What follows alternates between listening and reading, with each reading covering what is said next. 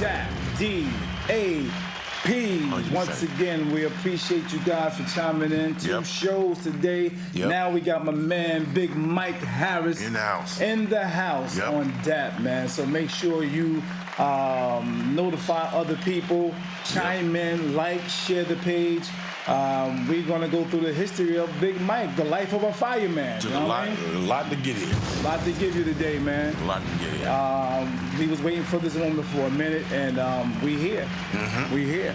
And I appreciate you coming on, brother, for being transparent and being here and wanting to share your story on that, man. I really Crazy story. It. Yeah, man. I really appreciate it. Crazy year. Crazy year. Crazy year. I can imagine, brother. I can imagine. Crazy year. Word. So if you can hear me, do me the favor and go ahead and press the 1 in the comment. Just put a 1 in the comment to let me know if you're able to hear me at this moment, please. I appreciate it. I don't have my phone. Oh, yes, I do. Here we go. I need a 1 in the chat. Okay, thank you. I got a confirmation that the sound is okay. There you go. The sound is okay. Much love and respect. Thank you again for tuning in. If you're here, appreciate it. Go over to YouTube and subscribe. I'm at 800 and some change. I'm trying to get to 1,000. If you can help me get to 1,000, I appreciate it by you sharing Mike's story. All right? So by you going over there, subscribing, pressing share, even on Facebook, follow, you will be sharing and getting notifications to come to Mike Harris's story, all right? Because he got a deep story to tell. We talked maybe for weeks. Even, you know, I've known him for years, actually. I was cutting his hair for a minute, you know what I mean? And, you know, we always talk. We always, you know, chop it up. He always got some type of wisdom to give. He has always been that way. And as a matter of fact, by the way, you know, Mike is one who actually gave me the information or the advice, I should say. You know, I was having some issues sometime where I was doing my barbershop chronicles. You know what I mean? And he said to me once before, why don't you just go ahead and do a podcast? Correct. Yes. Yeah, he said that. And I ran with it. And there was somebody else had mentioned the same thing. But me and Mike we talked at the firehouse about certain situations, you know what I mean? And I took his advice because I admired the brother, you know what I mean? So when he said it, it meant something different, you know what I mean? 100%. Yeah, it meant something. So I really appreciate that, bro. 100%. I really appreciate that. No So doubt. that's why we're here now, Jack. Yeah. All right. First, I would like for you to like the page and share the page. And if you did that already, if you're here, just say done. If you did that, I appreciate it. Big Mike Harris in the house. So first what we're gonna do, we're gonna get right to it. We're gonna get right to it. We're not gonna waste no time. No, we can't. Cause we might need about maybe 3 or 4 segments. Maybe Maybe a series. Maybe. From what we've talked about already. Deep. And we didn't just talk today. Like I said, we talked for weeks. Yeah. He got a lot of information to give, and I want him to, you know, be able to do that right here on this platform. Yeah, 100%. So right now, at this hour, this is his platform. Yeah. All right. So I appreciate you sharing. Let's go. So, purpose and duty. A fireman's primary role, right, is to protect life, property, Serve. yeah, and environment. They respond to emergencies and all that good stuff, right? So, what was it that made Mike Harris want to be a fireman? What inspired you, you know? What inspired Mike Harris to be a fireman as a young man? What was that? Man. Yeah. Crazy. I remember it was on Carteret, and there were 3 people in the house about like 6 o'clock in the morning. Right. I happened to be over there with a couple of friends. Somebody said there was a fire around the corner. Right. So, I mean, me being curious the way I was, and I'm always going to different places and seeing fires, different places. Right. I saw a fire, and I went inside, second floor, Second floor. rolling As a young man? as a young man. How old were you then? At this time? I was 31, Wow. 31 years old. And you can't become a fireman or apply over 35, correct? Over 35, you cannot. Oh, okay. Got you. No, you cannot. And when I walked inside into the house, there was a bedroom in the living room and two people upstairs. All three were asleep. Wow. And, I went in screaming and, saying there was a fire, woke the young lady up and her son, and they got out. And as I was coming out, I thought that everybody was out. And then 5 minutes later, two people came from upstairs where the fire was. Wow. Everything happened so quickly, and I said that was a challenge for me. That was a really big challenge. Yeah. Just something that I might want to do. But didn't think about too much. And then I was living on Griffith Street one day, and then a friend of mine by the name of John Austin, John Austin. Okay. said to me that I saw him and didn't know exactly who he was and everything.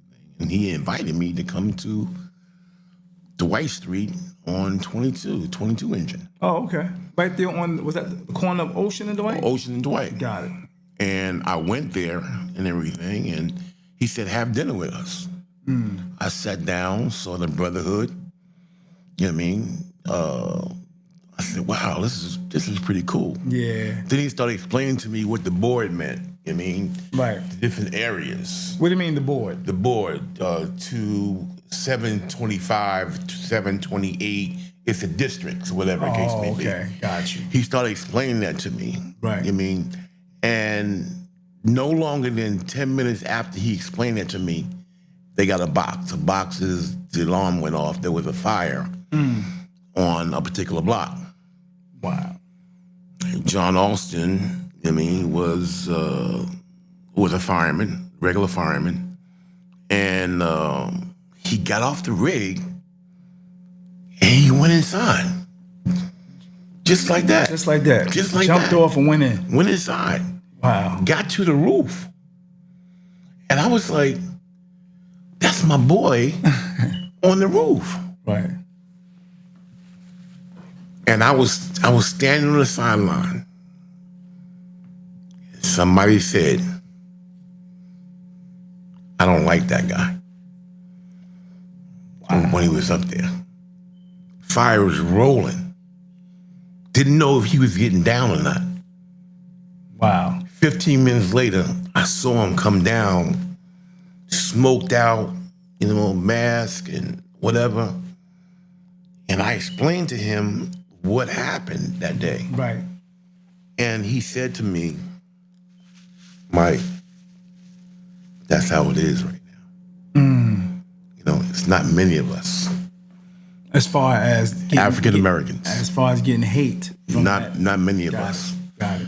So I took that like, wow, this is something that I might want to do.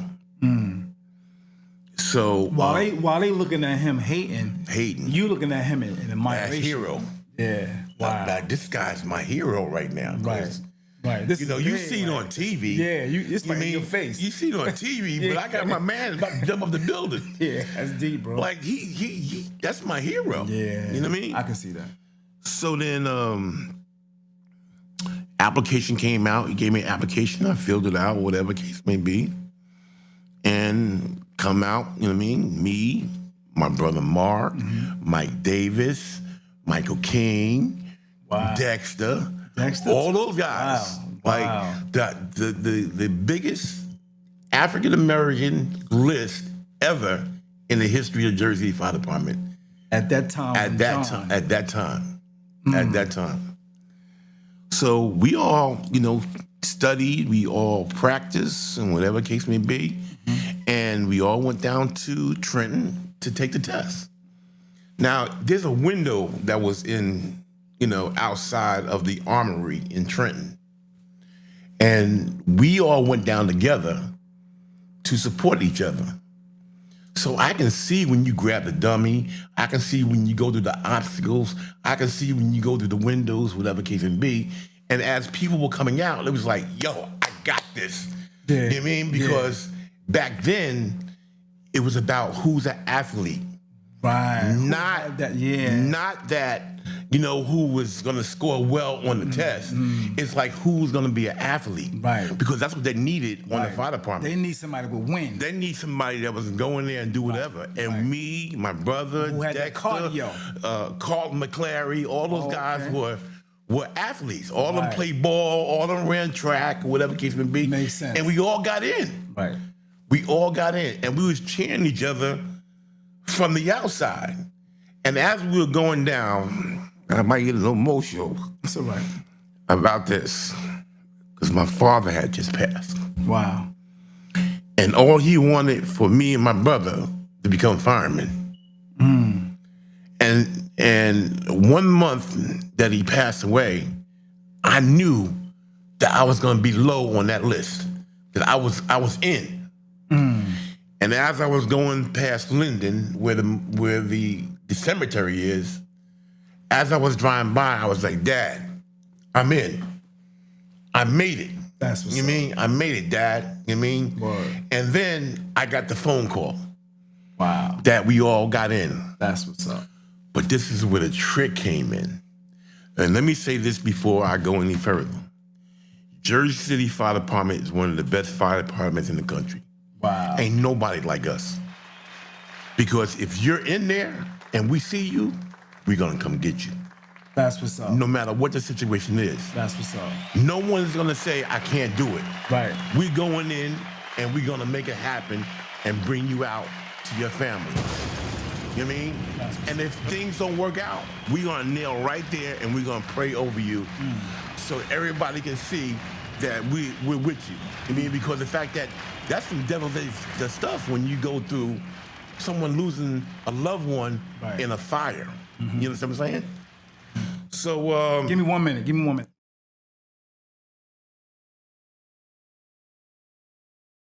Okay.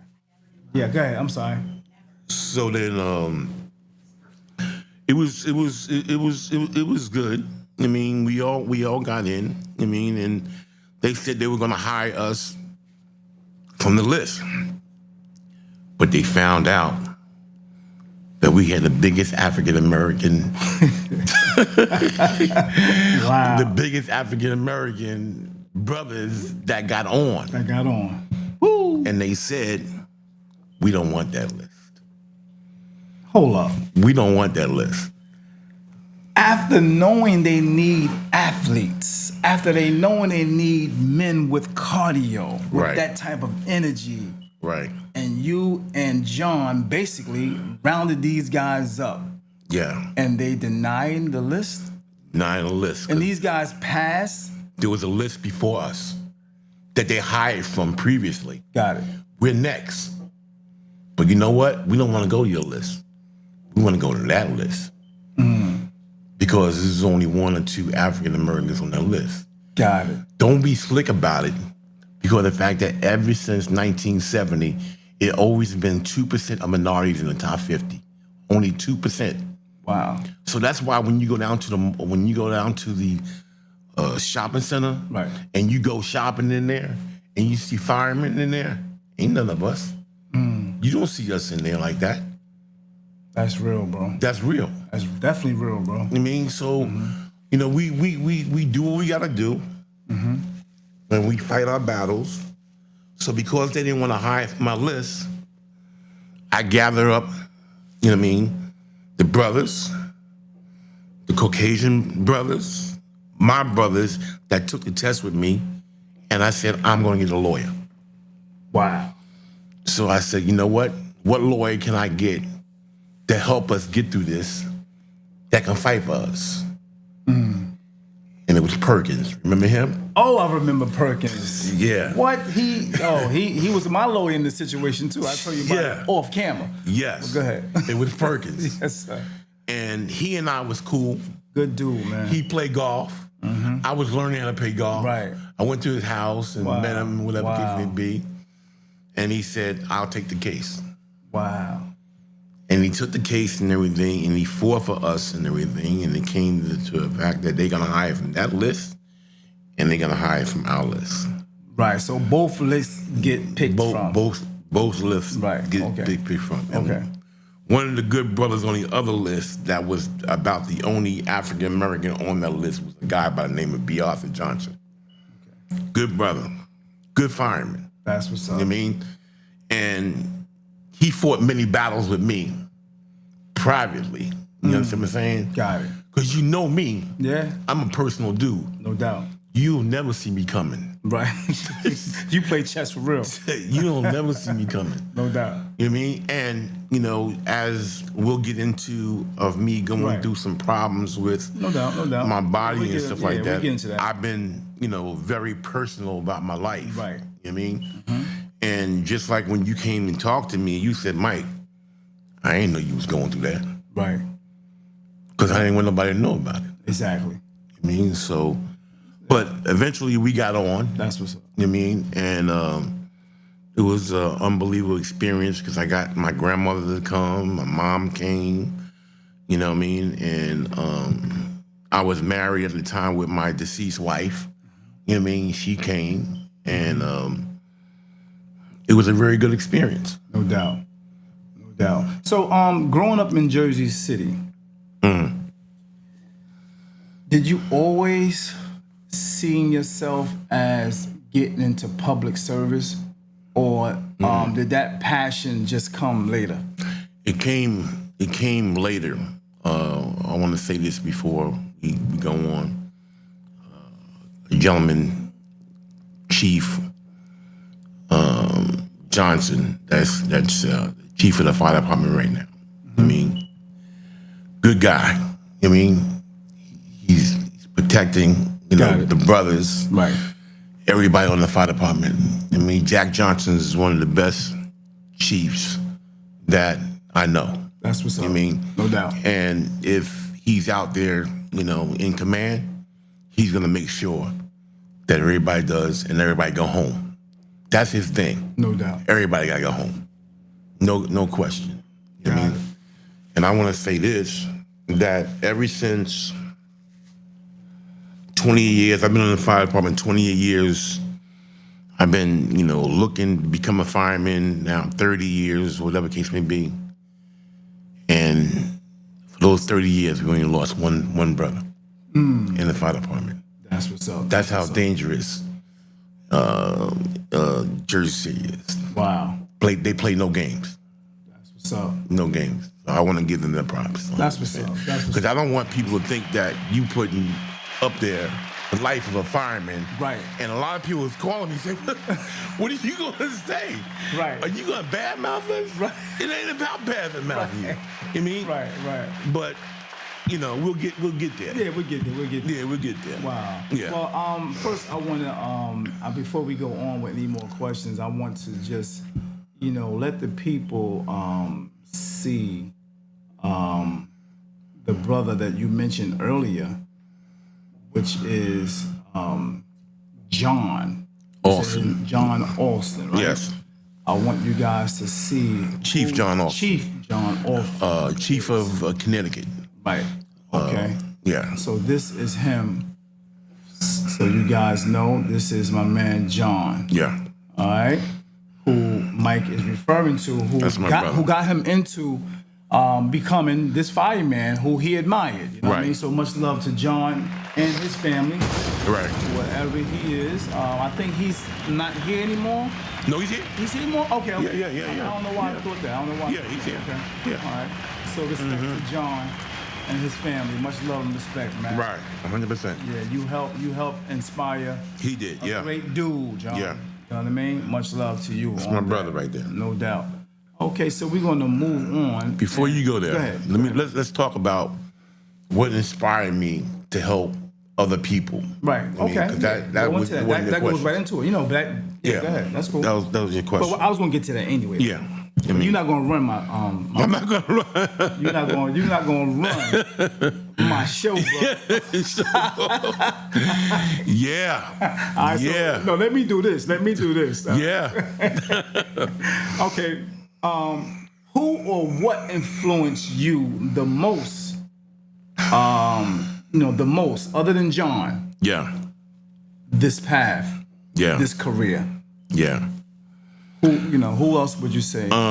You know that I had a business called New Jersey Community Coalition Okay. in Jersey City. Right. So I put individuals to work for Local 325, Local 472, Local 21. And let me give Pete his flowers. Peter Barnes. Peter Barnes. Okay. I heard his interview. Oh, you did? Oh, yeah. Good. Thank you for watching. Yeah, I heard his interview. No doubt. Pete's dangerous. He's dangerous. And he knows his stuff. Why do you say he's dangerous? Because he's going after the people that need to hear him to go after. Facts. I mean, because they know they need to give him what he has to give him, because he is a part of the craft in the beginning. In the beginning, wow. In the beginning. Mm-hmm. Now, I sent you some stuff from the coalition on your phone. Got you. You mean? Mm-hmm. So, talk about it. What happened was I was working for a union called Local 51. Local 51. Out of Staten Island. Got it. And I was living on Griffith Street at the time. And I was working with a window company that finally worked it out where I can get a union book, Local 51. And when we finished working at putting the windows in, it was time for me to move on. So because I had a book and everything, I'm going to Local 51 and everything, and I'm going to shape that hall, to where I can get some work. Right. I would have to take a bus from Newark Avenue, a train to New York, a boat to get to Staten Island. Damn. A bus to get to Local 51. You didn't have to take a canoe either? Canoe. And when I get there, I sit there for a half an hour and they tell me there's no work for me. And I have to do the same thing back and forth, back and forth, back and forth. Wow. So then, I was shaping the hall for about 4 months, 5 months. A gentleman by the name of Jacob, I forget his last name, but he lived on Armstrong Avenue. And he said to me, Mike, what's up? And I said, what's going on? He said, you think you can help me out? And I said, help you out with what? What's going on? He said, well, I work at this place where my mother and father think I work at this place called Unimark. Remember Unimark? Unimark. Yeah, I remember that. He said he worked at Unimark. Right. But he's really not working at Unimark. Right. His family thinks he's working there. He said, do you think you can help me out with, getting some work? Because every time I come and I see you, you got boots on and you're dirty and whatever keeps me be, and I'm not even working. Right. You know what I mean? But I'm shaping the hall. Right. So he says to me, you think you can help me out? And I said, man, I'm not even working. I'm just going back and forth to the Staten Island, whatever the case may be. He said, can you do me a favor? I said, what's up? My mom and dad, they don't know that I'm not working. Wow. They think I'm working, but I'm not. I'm selling drugs here on Armstrong Avenue. Wow. So I say, oh, well, if I got something, I'll let you know. So the next day I went to work and everything like that, trying to find something, came back and found out he was killed on Armstrong Avenue. Really? It hurt my heart because I could have helped him. I was trying to help him. Right. You know what I mean? And that night, I went home and I went to sleep and everything. And I dreamt about him. That he was killed. I dreamt about him. Wow. And then Deep. the next day, I woke up and you got it on your phone, and I wrote a note and I posted all around Jersey City that I got jobs for everybody making $16 to $28 an hour. Wow. Before we go into that, that's deep, bro. That's deep. Deep story right there. And before we go into that, I want to just ask you another question because I do want to get back into that. What was your first day as a firefighter like? Any stories? Your first day First day. as a firefighter. First day, I was on transfer to Engine 9. That's on Bergen Avenue in Duncan. So I'm outside and everything because of the fact that I want people to see me with my uniform on. You know what I mean? Right. Hell yeah. I worked hard for this. You know what I mean? No doubt. And I remember when I got my uniform, you know what I mean? The first thing I wanted to see is my name, and secondly was a patch of a Jersey City Fire Department on my shoulder. That was big. Proud. Right. Proud Mary. Right. That's what's up. Proud. No doubt. And I got it, you know what I mean? And I was happy about it. And they said, well, you going on transfer, you going to Engine 9. Right. So I'm outside chilling and everything. A guy drives by and he says, yo, there's a fire on Duncan Avenue. Right. In the projects.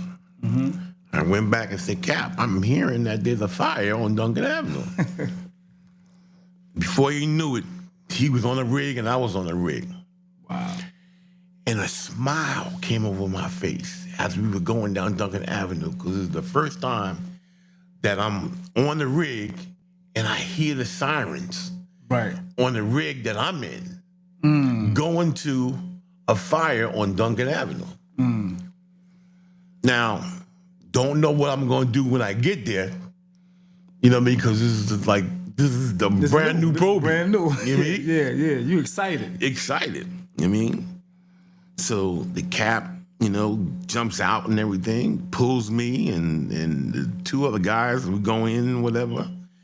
They got their foot in my back, pushing me onto the 6th floor of Duncan Avenue. They saying you gotta get in there. Let's go, Mike. You gotta get in there. You the first one gotta go in. You gotta go in. You know what I mean? And the fire is on the 7th floor. And we get to the 6th floor, man. We scotting up and everything, putting a mask on and everything. And I'm saying, like, we really going in there like this? Like, this for real. We now. going in there? It's Right. real. Right. You was about 30, 33? 32, 32. Okay. 33. And we scot up and everything, and we go in. Now, I don't know how you cook in your oven, but when you open that door in the oven, the heat just comes out.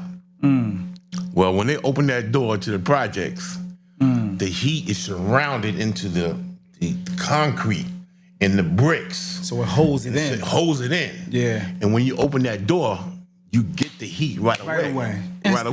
Right away. Wow. They got me by my jacket. They pulling me in. Let's go. Let's go. That's right. And it's dark. You can't see anything. It's pitch black. Smoke is everywhere. Y'all got flashlights and still flashlight. You mean throw them shits away? You ain't. It's not a movie. No, it ain't a movie. This ain't a movie. This is not what you call Rescue 911 on TV. Yeah. This is real. You can't see nothing. You can't see nothing. You know what I mean? But these guys done this before. You know what I mean?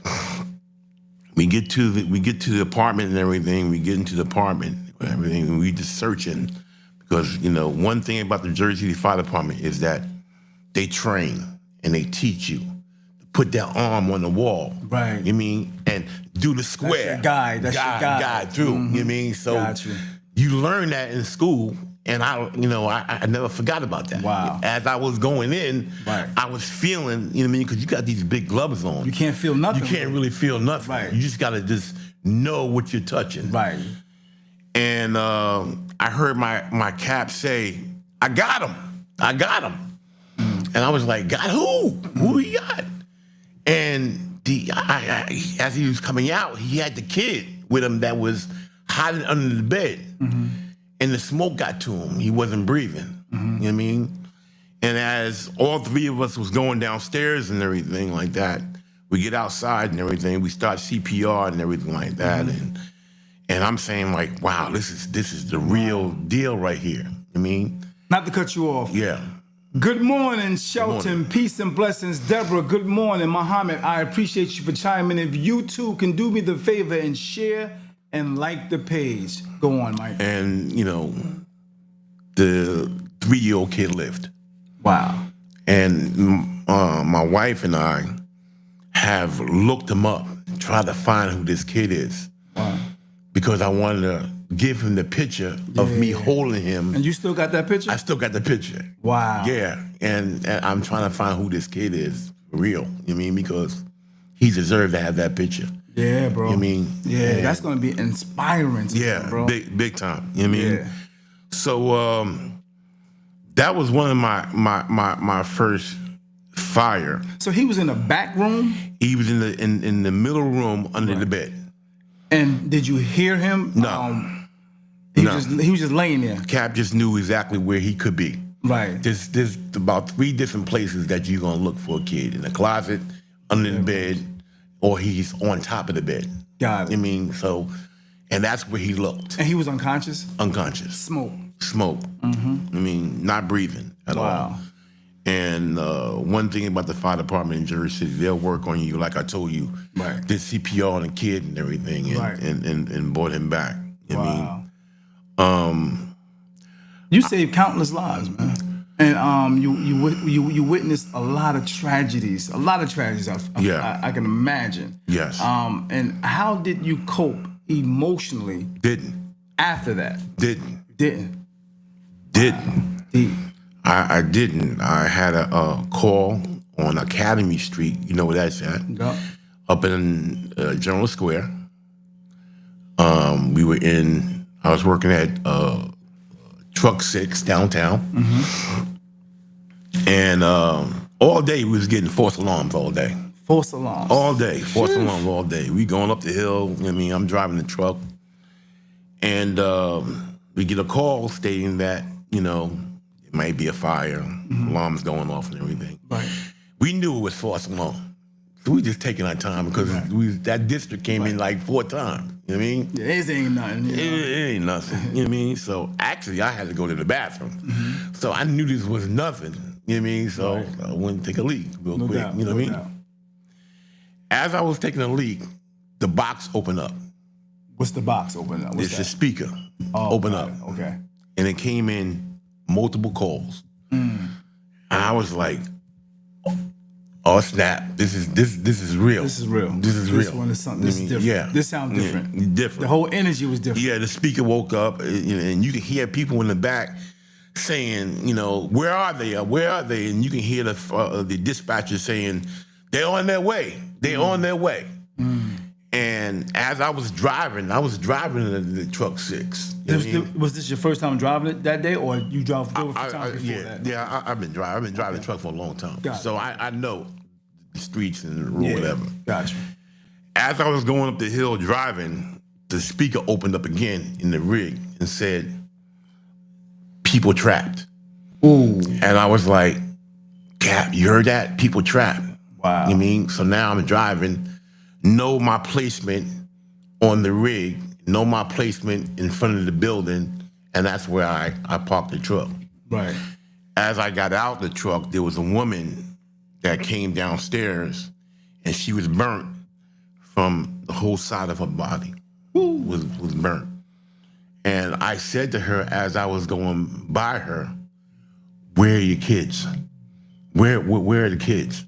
And she just couldn't really talk to me because she was going through was shocked. She was mentally shocked, shock, yeah. whatever the case may be. So I get upstairs and stuff like that on the second floor. She left the door open to the apartment. Fire loves air, air loves fire. Right. So out.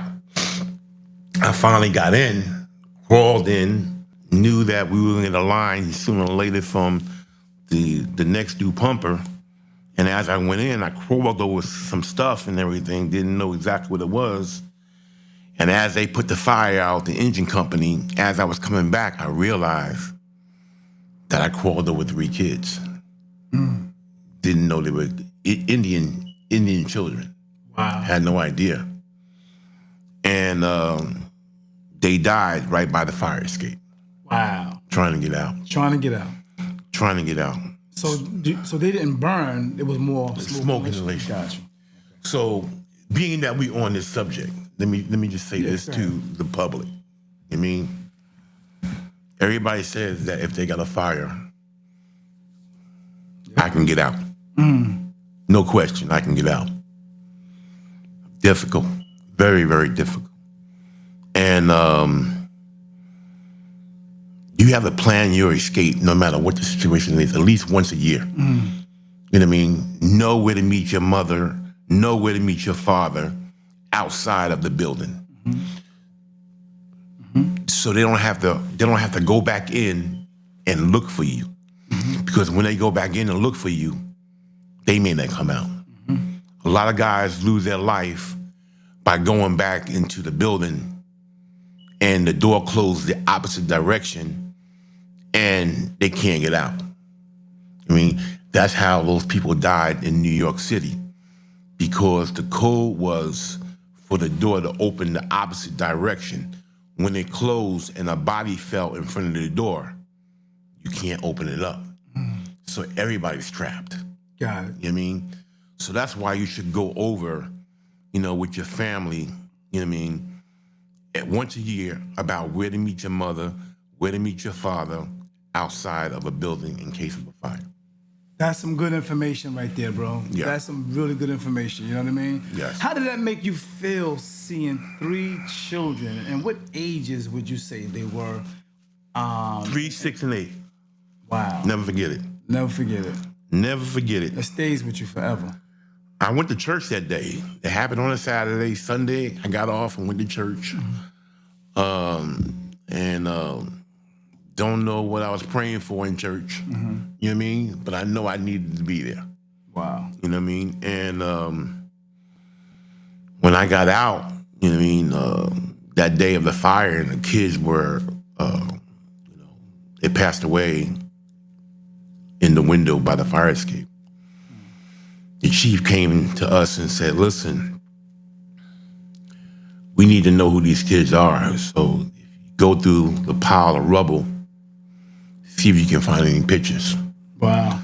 And as I was going to the rubble, I found a picture of all 3 kids taking a picture with Santa Claus, which affected me Even more so. even more so. Wow. So that's when I said to myself, I don't know if I want to do this. Wow. So you had second thoughts. Yeah, I had second thoughts of seeing stuff like that, because it's just like when you see a lot of young men that go to the service and they see some things that they're not ready for, and they come back to the States and everything, and you see that they're not just, something is just missing. Something is different. Something's different. Yeah. You know what I mean? Yeah, real talk. And now you can really, understand exactly what they were going through by seeing something devastating. I got kids. Right. You know what I mean? And see something that's devastating as that. You come home and you want to hug your kids, you want to hug your wife. Yeah, man. You know what I mean? And my wife, no. I come home and I don't talk to you about this stuff that goes on at the fire department. Right. I don't tell you what I've seen. Right. Because I don't want to, because you have a perception about what's going on in the firehouse. I don't want to give you that ugly perception, ugly picture. Yeah. Because it's an ugly, really ugly, it's an ugly picture. Yeah. You know what I mean? So so that was my 2 serious, understanding what I was in for. Because when you sign that paperwork, when you go in the fire department, you don't know what you signing. You don't know what you're signing up for. That's deep. Bro. You don't know what you just sign- excited to be a fighter. You Yeah. just like the Money. the money. You hear about the cars, the truck, you know, trucks. the horn and all that. Wow. No, it's something It's totally deeper than different. that. It's Yeah. deeper than that. You know what I mean? Because now it's a mind thing. I mean, especially when you got loved ones, you know, it plays your head. And not only does it play with your head, you don't get any sleep because sometimes, you know, when I retired, you know what I mean, I got off and everything, and you hear the TV on and something sounds like the alarm, you jump up and go crazy. PTSD. My wife know that when I come home, I take my clothes off and everything, and I throw them right by the bed. You know why? Because Practice. practice. That's the practice you learn. That's the teaching. That's what you teach. You know, you said, why your clothes on the floor? You know what I mean? My wife, you know, she's always cleaning up behind me and everything, and taking care of me. Listen, let me just say this to you, since we're talking about wifey. Right. Man, I married a good one. I know that's right, brother. You know what I mean? I know that's right. I married a good one, man. How important that is. I always ask the brothers that come up, whatever they're doing, whatever business they in or career they're in, I always try to ask how important it is for a man that's a hustler, that's a go-getter, that's a hard worker. How important it is to have a good wife. The small things in life that you don't recognize. The small things in life, like your clothes are on the bed. You know what I mean?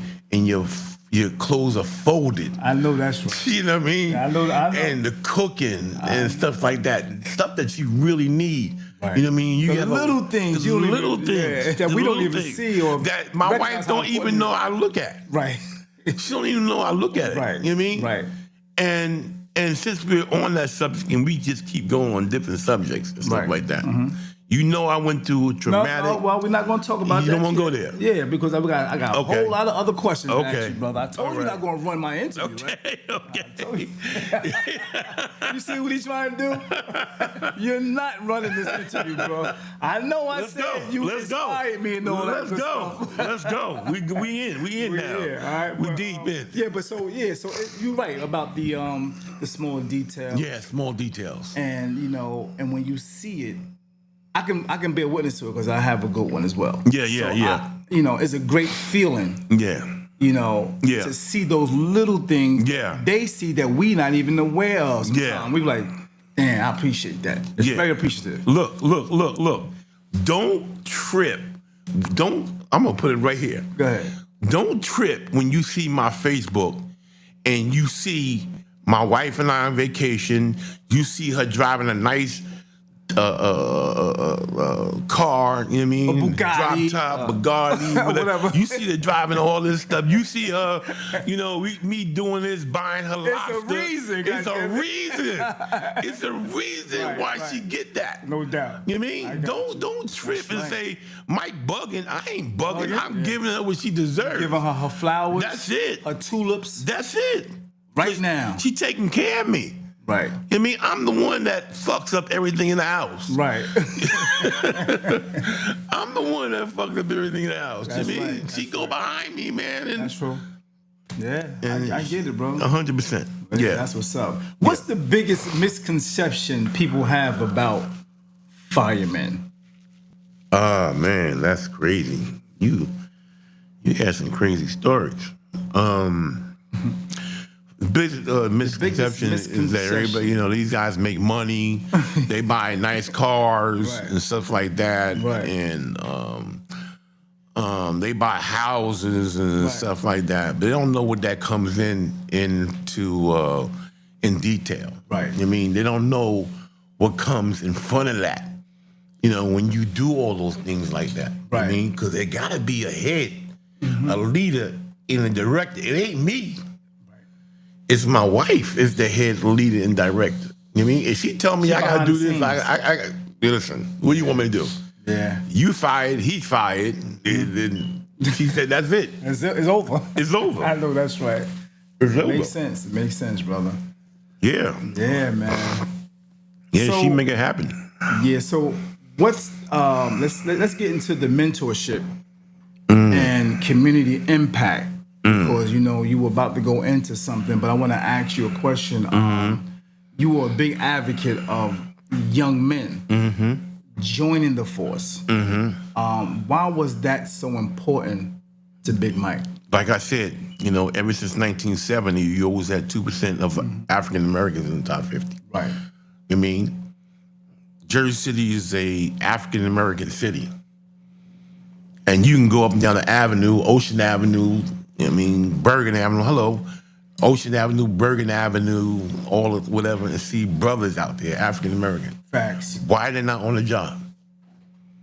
Makes sense. Why? Why is it 2% of African Americans on, going into the fire department? Why do I go to swearing in and everything and see one or two raising their hand and say, I'm with this? Right. Kind of hurts a little bit. I can imagine.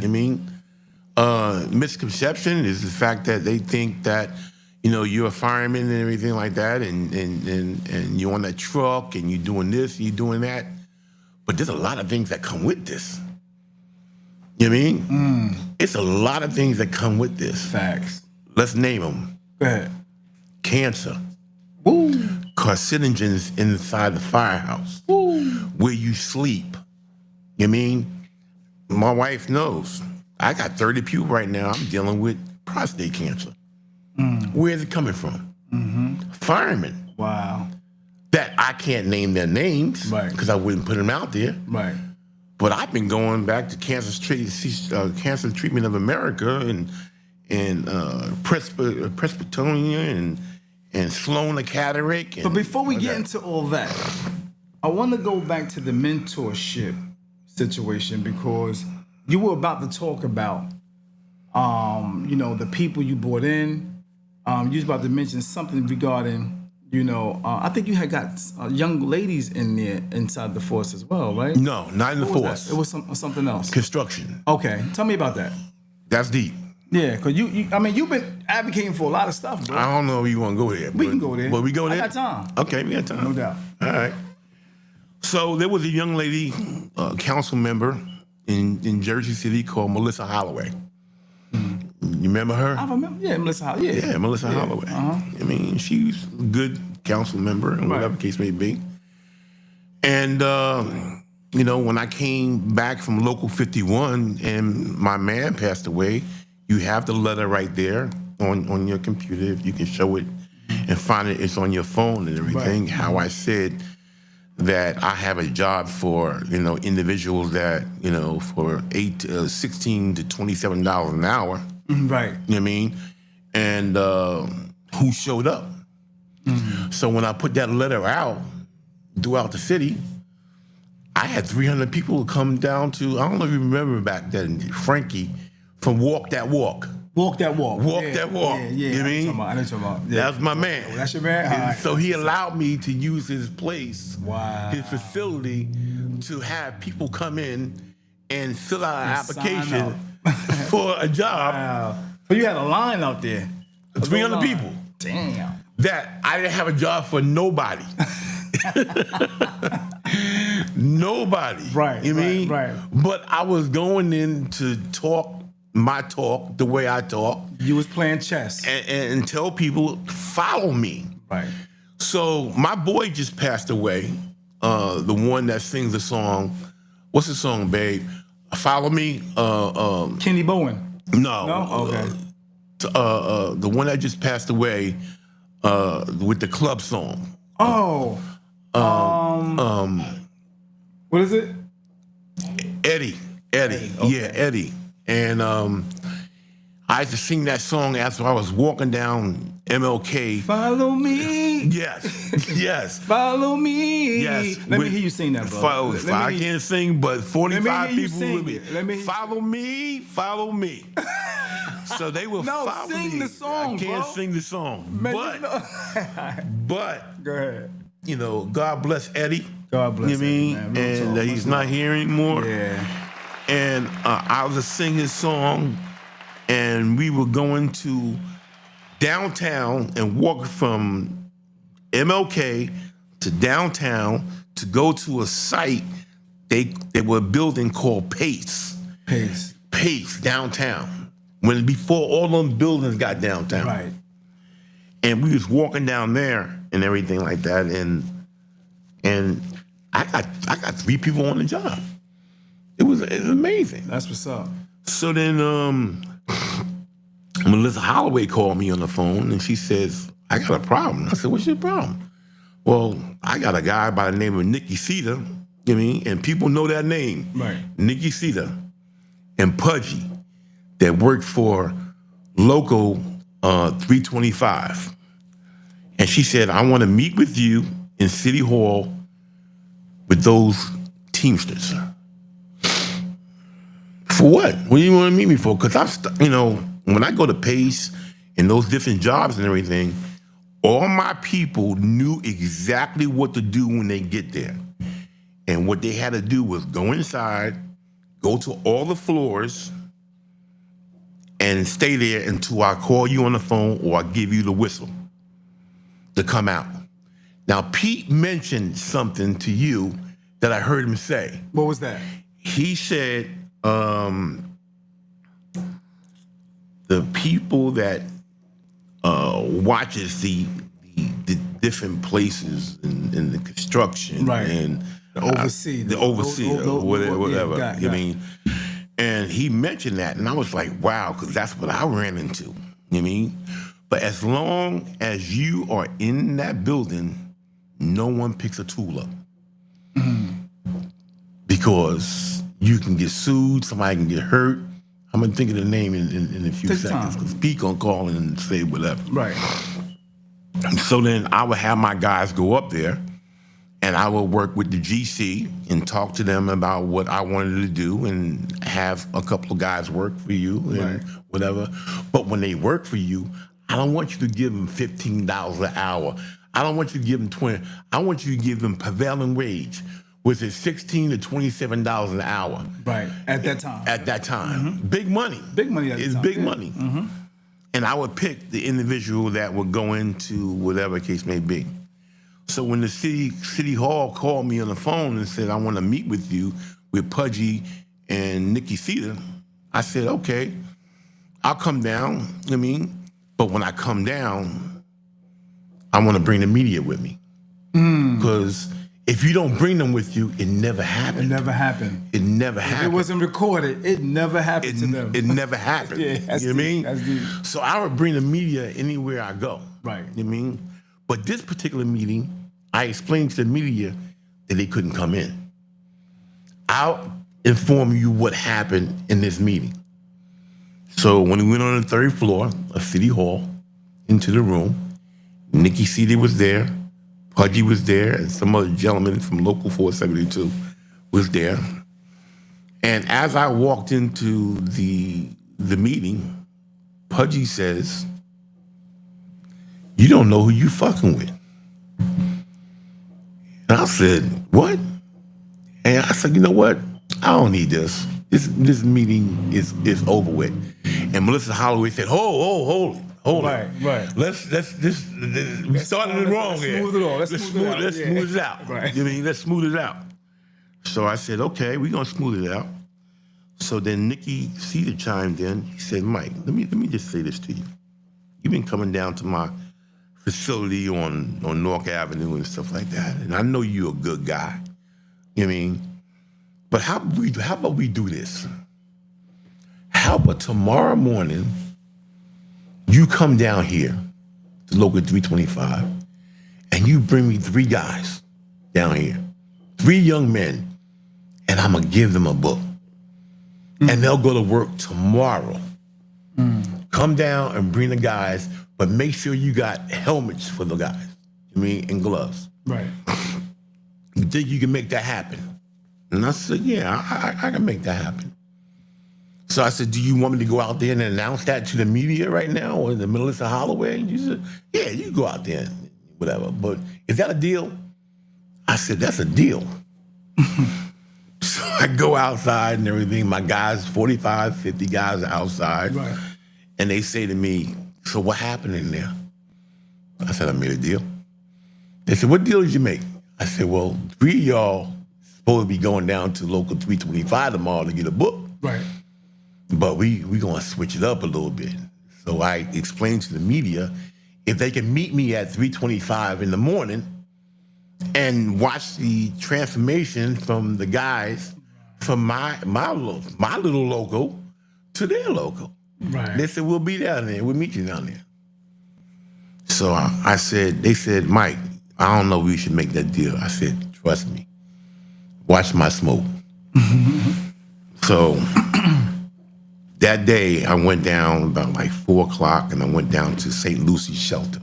Okay. And as I went into the shelter, I talked to the maitre d' that was there and I said, listen, I got a job for 3 women. And they said, you do?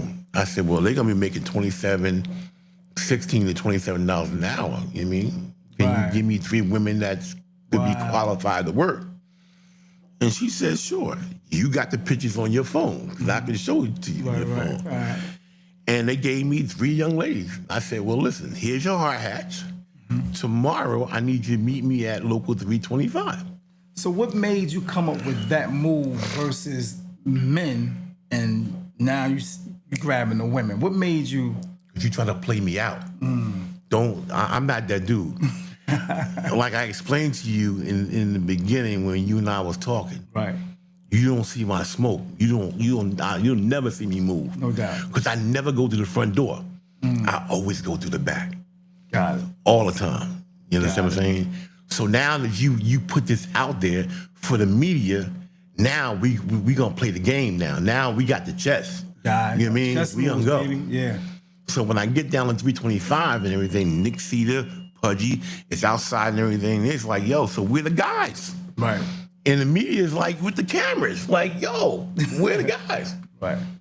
And I called all 3 women up to the front with their hard hats. I know they were shocked. And it was like, yo, what is this? Right. What is this? I said, you asked for 3 guys. Here are my three guys. Oh, you playing like, yeah, that's the way I'm playing. Right. So don't play me like you try to play me up in the city hall. Don't do that to me. Now we even. Because you know I ain't that dude. Right. You know what I mean? I get it. And to make a long story short, Go ahead. Nikki Cedar gave me $800 at my wedding when I got married. Right. That's how close Cool, he y'all. and I got. Y'all cool now. Now we That's cool respect. now. It's respect. Respect. That's it. That's what the Italian people do. It's about respect. Right. That's what they want. Yeah, no doubt. It's good. Wow. You know what I mean? That's deep. That's a deep deep. story, bro. That's deep. That's deep. You made it. That was a powerful move you made. Powerful. Yeah. Powerful. So, next question.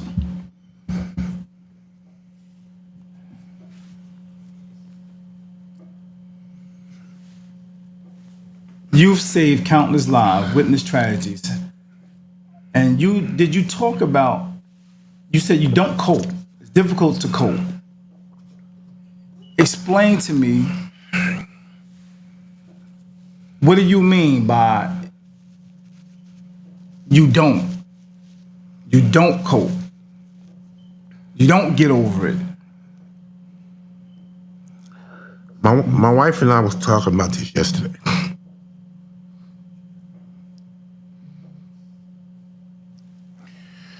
Yesterday, I seen my brother disintegrate right in front of me. You knew my brother. Yeah. Mark. I was in Chicago for 9 months with my brother, trying to save his life.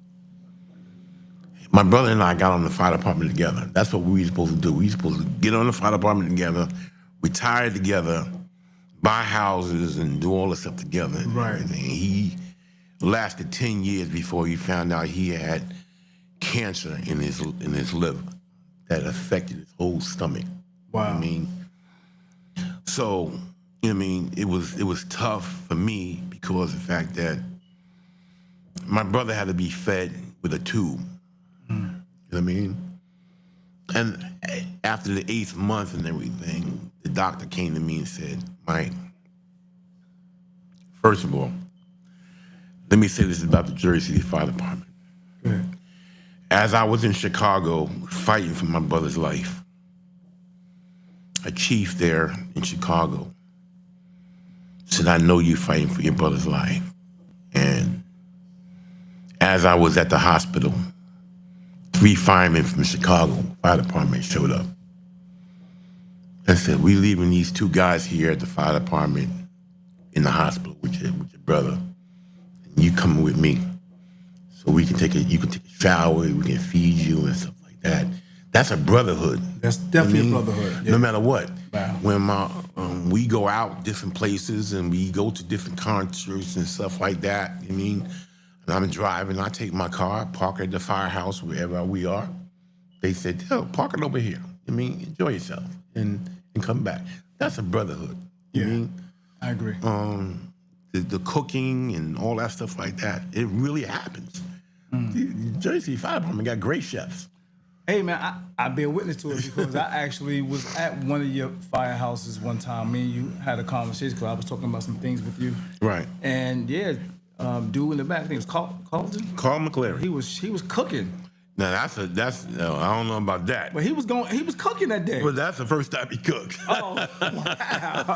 Carl McClary. Wow. He's the director, man. That's my man right there. You know what I mean? But what a him fireman. and another guy was in there. They was doing their thing. Yeah, but what a fireman. Yeah. What a fireman that guy is. Dope dude. Dope dude. Yeah. 100%. No doubt. No doubt. Mm-hmm. No doubt. Yeah. No.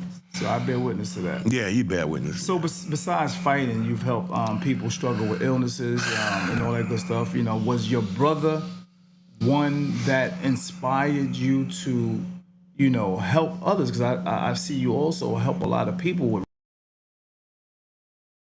resources and information and all that good stuff comes to illnesses. Yeah. Fighting, other than fighting fires, you fight other situations. Battles like this. for Presbyterian Hospital, Cancer Treatment of America, Sloan the Cataract.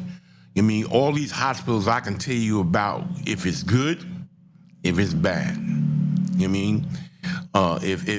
they're gonna treat you like a number, or they're gonna treat you as a patient. Right. So it's a difference. Big difference. Are they gonna give you the right chemo or the wrong chemo? Not just wrong, but the basic chemo. No, the right chemo or the wrong chemo. Wow. Yeah. It ain't the thing of weak. No. It's just the wrong. It's wrong. It ain't weak chemo. It's the wrong chemo. It's the wrong chemo. Damn.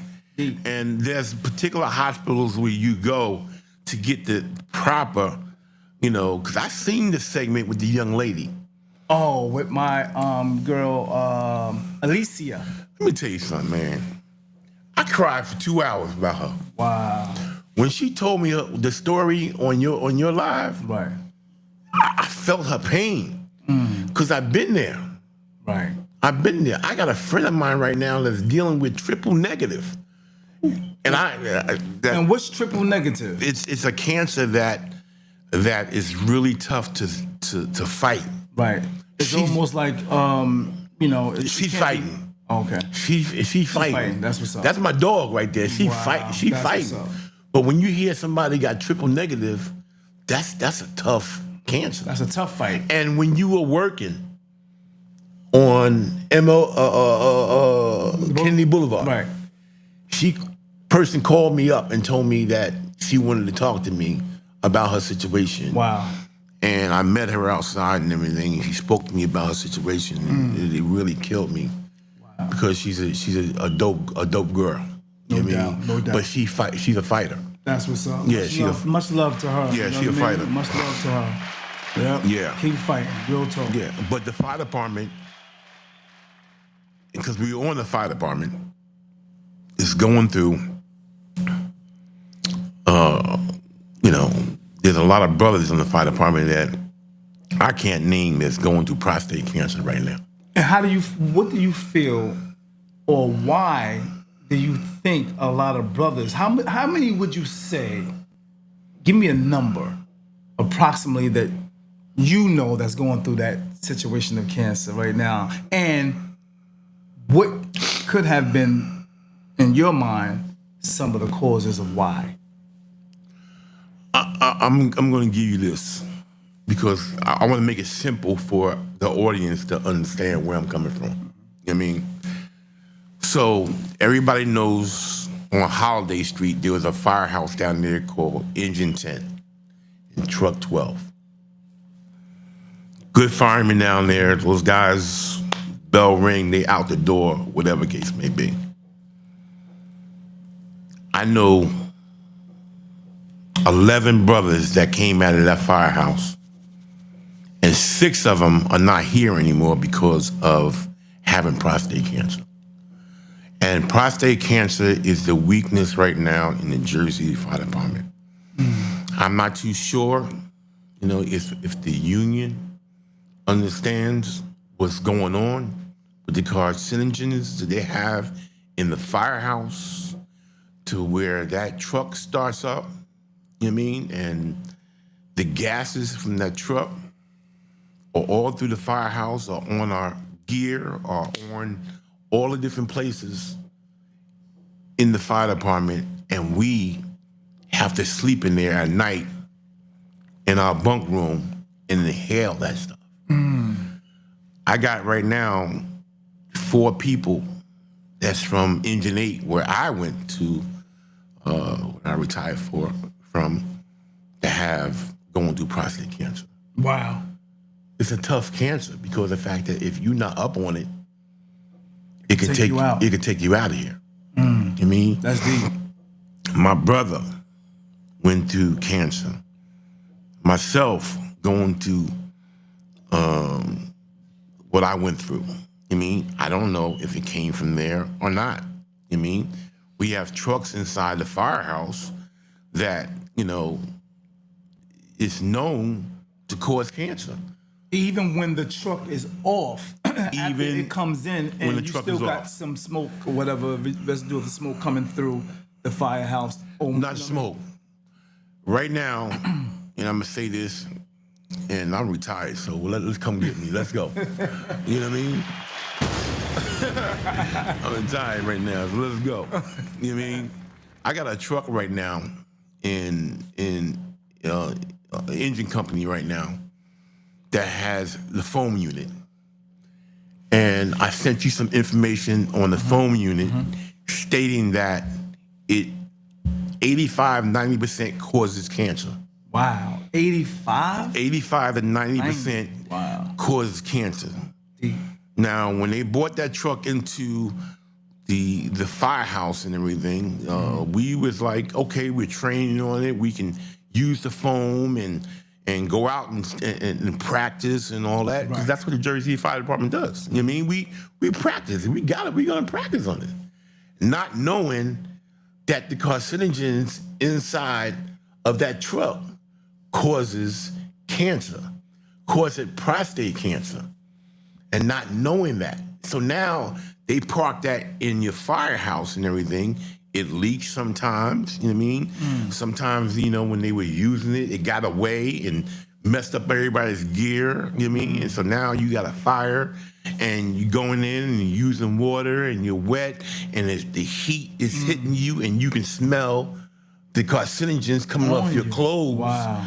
You know what I mean? And now you go home, you go back to the firehouse, take that gear off and put it in your locker, because Jersey City is really known for giving you extra gear so you can switch. But it's still in your gear locker. Wow. It's still in your gear locker. That's deep. Now, I don't know that I got cancer because I had stage 4 kidney failure. We're going to get into that. Okay. That's deep. Okay. But yeah, I get that. That's deep right there. Yeah, so that's the deal with that. You know what I mean? So that's what I fight with. Right. And the phone call that my wife and I get all the time in the house, you know what I mean? They call me and say, Mike, what's going on? I said, what's happening? Mike, I just found out I had prostate cancer. Wow. How can you help me? That's deep. I'm on the phone. Boom.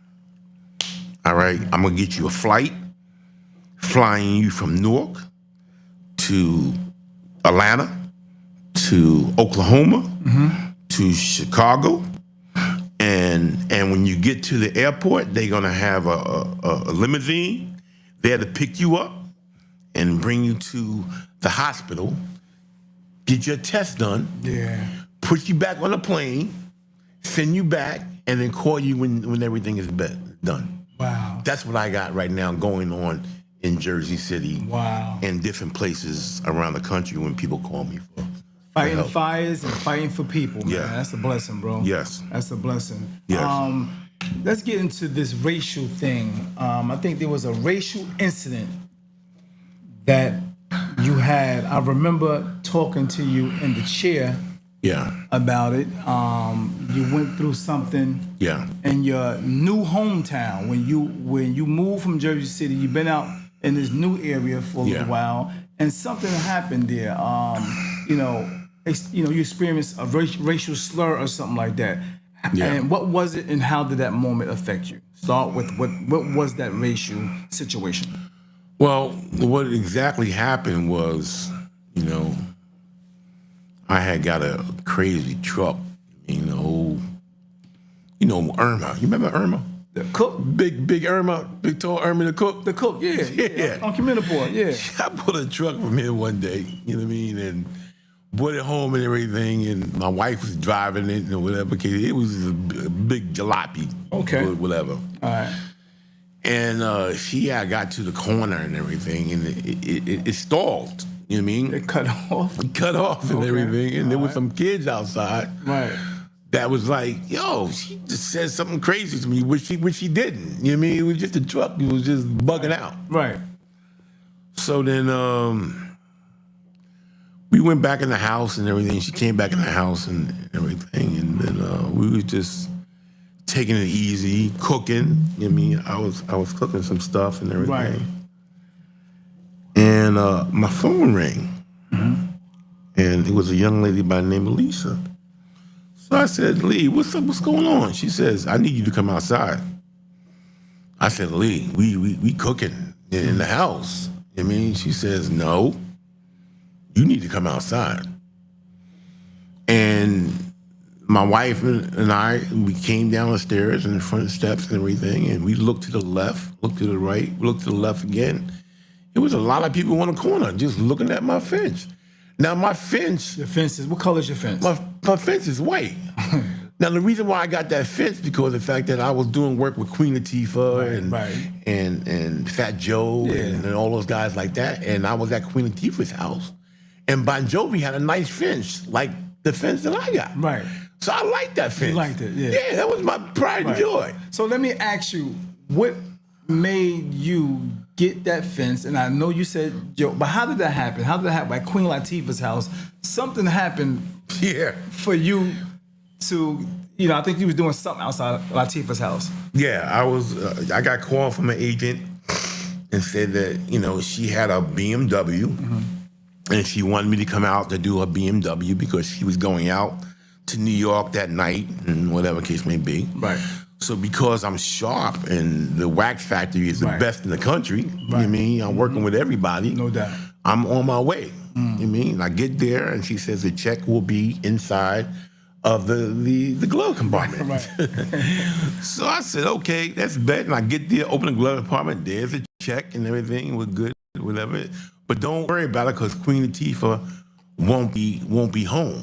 She's not gonna be home, but just do your thing. Right. So me and my guys, we doing our thing, and the way we do things is that, we go through your whole car and throw everything all out the place, whatever case may be, but we get a wax factory bag. And a wax factory bag is a bag that finds drugs, guns, all this, whatever. It's not mine. It's not right. It's yours. Right.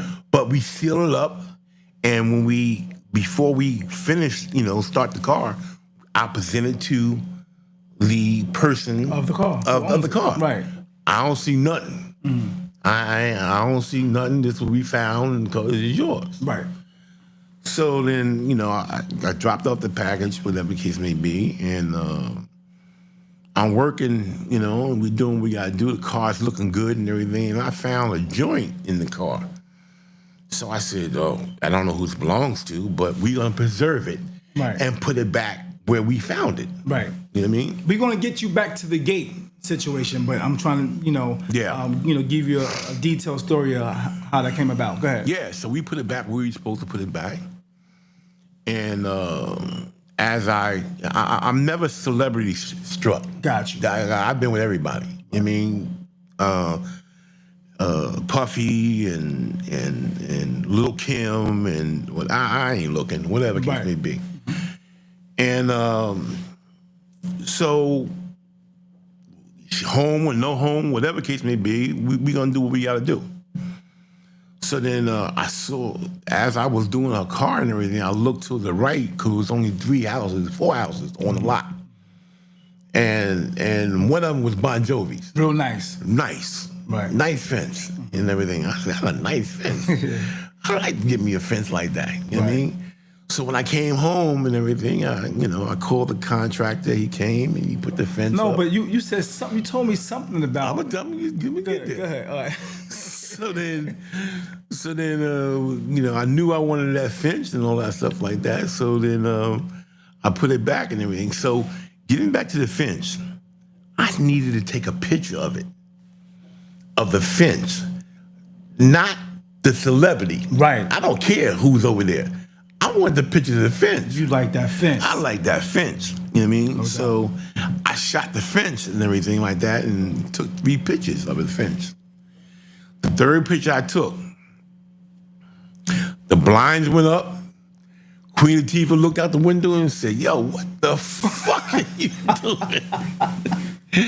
What the fuck Are you trying to doing? rob my neighbor's lady or What the something?" fuck are you doing?" So I said, "Oh, man." You know what I mean? So now the game is really on about that BMW. Word. All right? Right. Because now that BMW got to be spectacular. Yeah. Because she's saying, "I'll be down in 15 minutes." Yeah. And she was doing, what you she was doing? with another celebrity, I forget his name, white hair, comedian, whatever case may be. So they both came downstairs. And when they came downstairs, she walked over to the car and she says, "Wow, look at my car. Look at, this is, wow, you She was took care of impressed. it." She was impressed. Very impressed, you know what I mean? And as she was talking to me, when she finished her statement, she said, "And I have that motherfucking tape." And I said, "Hold it. Hold it." She said, "Nah, I have it. That's mine now." Right. And I said, "No problem. But the point I got to make to her is I can't be a weakling." You know what I mean? So I said, "Listen, when you view it, I want my shit back." You know what I Right, when mean? right. She was like, "Oh, you're a bad dude," whatever case may be. So she took her car. I got my check. You know what I mean? Do whatever case may be. And she went to New York. And she was carjacked. Wow. Not because she was Queen Latifah. That damn thing was clean. That thing was clean. Like, And I guess eventually she got the car back and everything. But from there, I was introduced to other people and like Funkmaster Flex and worked with Dub Magazine and Right. Orange County Choppers and all those different guys like that. You know what I mean? So SEMA in Las Vegas, and I would fly to SEMA and do shows for them and stuff like that. So no doubt. it worked out. So eventually you got the gate. I got the gate. Got the gate. Got the gate. Loving the gate. Loving the gate. Wrapped around the house. Wrapping around the house. Nice and pretty and white. Pretty and white. Pure white. Pure white. What happened? We come outside. My wife looks to the left. I look to the left. Everybody's looking at the gate. And I was like, "Why are you looking at the gate?" I don't even know why they're looking at the gate. Yeah. You know what I mean? Yeah, that's crazy. And as we walked to the gate, I was supposed to work the next day. You know what I mean? But we walked to the gate and everything, and we turned around to the left, and we saw nigga on the fence. On the pretty white gate. Pretty white gate. What color was the Black. straight black? On the whole panel. Damn. And how big is that area? Biggest from that wall to your door. That's how big it was. We're talking about 10, 15 feet. 10 to 15 feet. And I was like, "Oh my God." I ain't saying anything about the niggas though. Wow. I said, "My fence." My fence. You didn't care about what was said. I don't care about that. At You the mean? time, you know what I mean? Like, Because y'all just paid for that. And as me and my wife moved out there, you know, there was some conversations that I had at certain barbershops. Right. And they would say, yo, you move out here, right? I said, yeah, you moved out here. Right. But you moving to that town? And I was like, yeah. What's wrong with this What's town? wrong with this Nice over town? here. It's nice over here. You know what I mean? They said, okay. They knew what you didn't know. Okay. Wow. So when my wife saw the fence, Right. man, she went into withdrawal with that. I mean, it really That affected her. hurt her Yeah. to the core that somebody could do such a thing. Right. And me, game is on for me. It was chess. Yeah, Chess time. the game's on with Gotta me. make another move. Right? Another fight. But that's where your wife comes in at. Right. Because what I was about to do, He's about to go ballistic. what I was about to do, She was like, baby, Yeah, let's yeah. do it like this. yeah. So I said, this is what I'm going to do. This is what I said. Right. This is not Mike. This Right. is Big Mike talking. Right, I got you. This is what I'm going to do. Right. I'm going to go get my helmet, the fireman helmet. All right. I'm going to get my beach chair, and I'm going to put an American flag right under the nigga sign. That's what I'm going to do. That's exactly what I'm going to do. No doubt. So now the game is on right now. You mean? They got to see it every day. My wife is like, hold it. Pump the brakes. Pump your damn brakes. We got to think of some other Yeah, solution. we got to come up with another plan. Another plan. Yeah. So she knows that my Rolodex is forever. Got it. I got a Rolodex. If something Got goes resources. down, you need something, whatever. Resources, Big Mike baby. Harris gonna make a phone call, just like I just did with Ice-T. We're doubt. doing some stuff with Ice-T. No doubt. And it's crazy right now. You know what I mean? And they call me, let's make it happen, and I'm making it happen right now, and we're doing good. Okay. You know what I mean? Okay.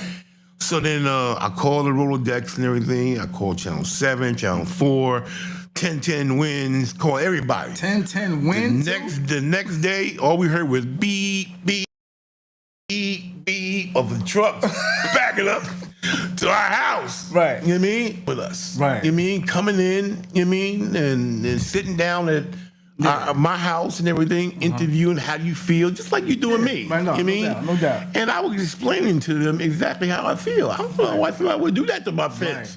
Disrespect. Yeah. Disrespect my Yeah, fence. you know how much I paid for that? Yeah. So then when I get to the firehouse and everything, they said, well, we're going to come to the firehouse and we're going to talk to you at the firehouse because the fact that now this stuff is going viral. You know what I mean? That you came to a fireman's house and did this. Wow. This is not... They don't even know who you are. They don't even know who I am. Right. You don't know what you're about to get into. Wow. Because the fact that we all stick together. All the fire department, you know what I mean, they all stick. They all call me. The mayor of Jersey City called me. The mayor of my city called me. And Right. they say, well, we... You had helicopters out there? Yeah, no helicopters, but we had police coming through, whatever. So they sent a detective there, who was African American and everything, and he said, listen, you know what I mean? I'm going to have these guys within 2 days. I said, okay, have them 2 days. That's what's up. 2 days later, they had them. Just like that. With the paint cans and all kind of stuff. Damn. You know what I mean? That Who was he? Who? kids, it was some kids, but they were 18. They was grown men. 19. Right. So now the prosecutor, you know, because prosecutors, when things happen, if the prosecutor steps in, game is on. Yeah. You know what I mean? You can get through like getting a lawyer or whatever. Yeah. But when the prosecutor get in there, on and popping. it's on and popping. No doubt. You know what I mean? And they don't want to make this a big thing. They don't want to make this. They don't want to really go viral national. They don't want to go. They don't want to make this a big thing. Yeah. Mr. Harris, how can we fix this now and get this out the way. Yeah, how can we fix Let's this? stop this now. Yeah, let's stop this now because this is about to go It's gonna crazy. make our city look bad. Yeah, you know Period. what I mean? So they caught the people and everything. They had to pay us for the fence and they had to pay for this and all kind of stuff. And I have neighbors, man, that we're about the only African Americans on that particular block. Really? You know what I mean? Yeah. Wow. But the people on that particular block, they all came together. Good people. Good people. Right. I mean, my next door neighbor John, man, he's amazing dude, No doubt. man. You mean, and he's my man. That's you mean? what's up. And he was there with the power washer, Wow. taking everything off. I mean, it's a tearful thing to watch him do such a thing. Yeah. You know what I mean? And it's amazing how everybody. But the problem of that whole spectacular was Jersey City, Jersey General did a story on it, and they gave us a lot of love. You know, people were calling in, and they were saying like, Mike Harris is a good dude. He's a fireman. You know, he fight fires, he save kids, and all kinds of stuff like that. But the other paper in our town, from y'all town? From a town, they were something totally different. Dogging us. We did it ourselves. Wow. We went out there because we need publicity. Wow. And I was like, and my wife saw it, and that upset her even more. That's deep, bro. That upset her even more. But you know, what I mean, I had something wrong with my eye this week, so it's crazy. But yeah, upset her even more. So we took it on the shoulder. You know what I mean? But now you know that whatever you do, they ain't the house to fuck with. Nope. That's it. That's it. That's it. The message they got. That's the message they got. They ain't the house. Because these guys right there, they coming for you. No doubt. No doubt. So, tell us about your entrepreneurship. You just mentioned a little bit of it, far as stuff you did with Queen Latifah. A whole lot of other professionals, and how are you running a whole business, working at the fire department? Difficult. Difficult. Right. Difficult. Well, that's that entrepreneur spirit, man. Yeah, but you gotta understand, what I mean? When I got off, it was a whole nother monster. The whole nother monster I had to deal with. You know what I mean? And because I was really good at what my guys was really good at what they did. Right. Everybody was on us. I mean, for instance, my guy said, well, we want to start doing boats and stuff like that. And I said, okay. Waxing boats? Waxing boats. Wow. You know what I mean? So I said, all right, let's make it happen. Let's get the insurance. Let's get the workman compensation. Let's get all that stuff and get the paperwork together. And we did. Right. So then we was down Liberty State Park and everything, and somebody called me up and said, I want my boat to be done, and it was 35-footer. But we didn't. We never did boats that were smaller than 24-footers. We always did big boats. Got it. 74. 54. Big boats, inside, outside, and whatever. Nice. And we were really good at what we did. You know what I mean? So the boat that I did in Liberty State Park and everything, everybody was admiring it and stuff like that. And, they got their own down that Liberty State Park that they do boats. But, these guys working with a bucket, a mop, and whatever it can be. Basics. And here I come with a big trailer, big truck, machines, buffers, and stuff like all that. Types of cords. Yeah. And they generators. We want him. We want him. Right. You know what I mean? Right. So now I'm doing boats and stuff like that down there, and they loving it and stuff like that. And then, the guy comes down and he says, listen, management want to talk to you. I said, what do they want to talk to me about? They want to talk to you. And I said, okay. So I went to talk to management, and they said, listen, you doing a lot of boats down here, a lot of people. Right. And I was like, yeah, okay, so what's up with that? Well, you think that we can, work something out where we can get, because now I'm charging $18, $19 a foot. You know what I mean? So it's bread. Money, yeah. It's a lot of money. Well, you making 74-footer. You know what that is. Yeah, you selling peanuts in the park, and we might want a piece. Yeah, doing 74-footers, man. We want a little piece of that. Right. So I was like, I don't know what you want to do with that. I mean, how you gonna get this money? Right. You know what I mean? I'm doing the work. I'm doing the work. Right. So they said to me that, well, tomorrow I heard you got 2 other boats to do and stuff like that. So, you do those 2 boats and everything, then come see me afterwards. You know what I mean? Okay. I ain't gonna see you afterwards. It's like, Going home. I'm going home. So then I get back down there and they tell me, listen, you can't do boats down here anymore, man, because, you ain't listening, whatever case may be. Right. So then I said, is that the fact? He says, yeah. So now I done did 15 to 20 boats down there, and I got 20 more boats I got to do down there within the next 3 months. You know what I mean? And they don't know you. And they don't know me, but, Right. when you got a boat and everything, you got the 4th of July, Memorial Day, all these holidays. you got all these holidays, Yeah, it's and nice they got and hot. people going in their boats, they want it clean. Right. You know what I mean? So any way necessary, I want my boat done. Right. And it's a waiting list. You know what I mean? Because I'm busy. Right. You know what I mean? So then after they told me I couldn't do any boats anymore, I said, okay. So I called up all the people and I said, I can't do your boat no more. They was not feeling that. What? Yo, they were upset. They was not feeling that. So that's when,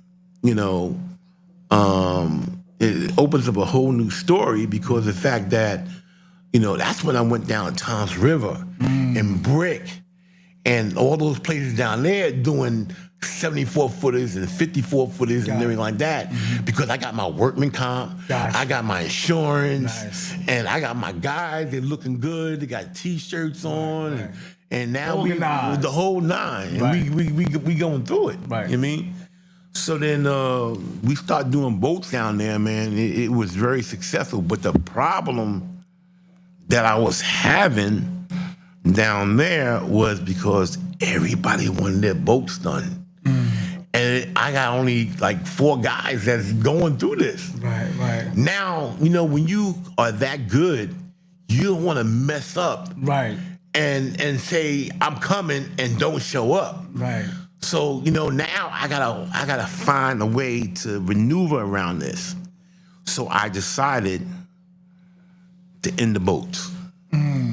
I decided to end the boats and strictly deal with vehicles because now I'm on tour with Flex. Now I'm on tour with Dub Magazine. Right. Now they fly me to Phoenix. They fly me to Miami and stuff like that. So, That's what's you know up. what I mean? I just stuck with that. Yeah. How did the idea come about? What made you want to, while being the fireman, what made you want to just say, you know what, I want to wax cars? Who got you into that? This Caucasian guy, man, a real great guy on Communiport Avenue. And I just happened to ride my bike past there one day, and I was just looking at him detail cars, or a car in his shop and everything. He was like, you interested? And I was like, yeah. He said, come on in. And I went inside, and he was buffing or whatever. And I said, that's pretty cool and everything. He said, well, if you really interested, come back, tomorrow. If you don't come back, then I know that you're not interested.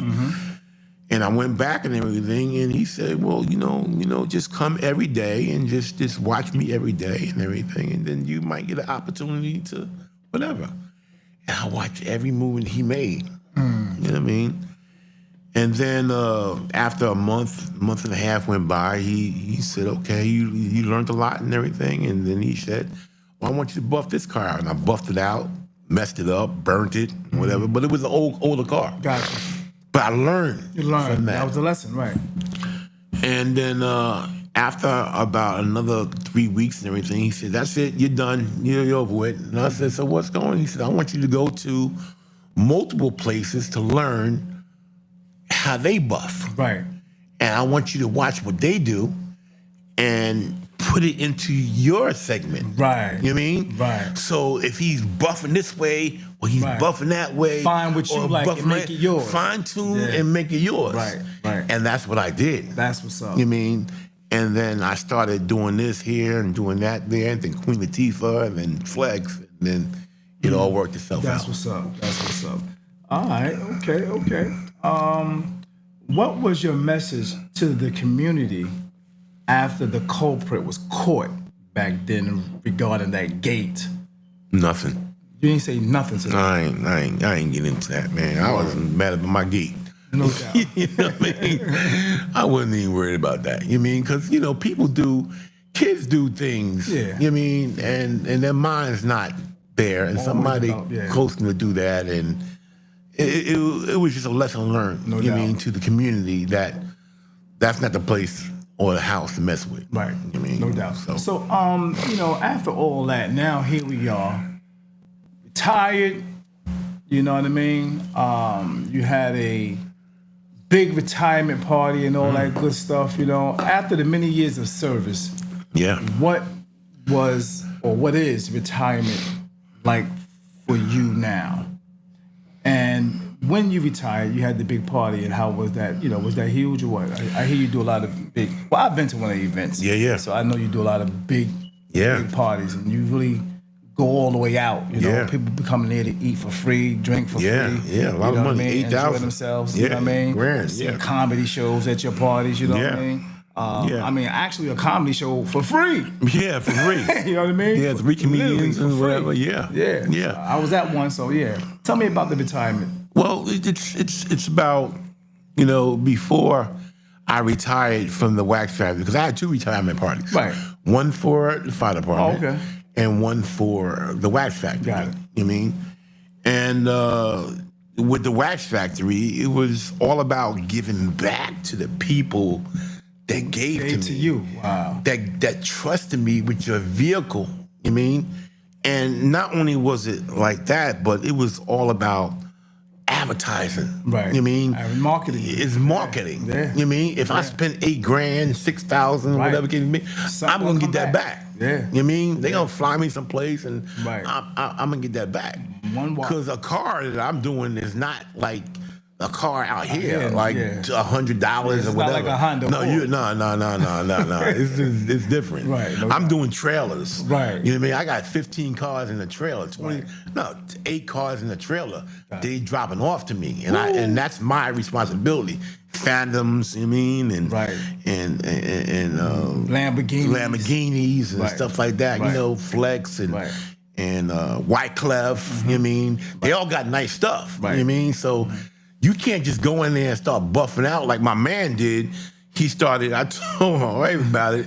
He started, I want to do what you do. I said, dude, you can't do what I do. I don't even know how you got in here. Oh, he was there? Yeah, he was there. And he started doing just out of nowhere. He wanted to do the rims and everything Right, like that. right. And I was telling him, like, dude, you can't use that on the rims. Right. I Not know on what these I'm rims. doing. I know what he's doing. It was a baseball player. Right. Big money. You know what I mean? $8,000 a rim. He was nice.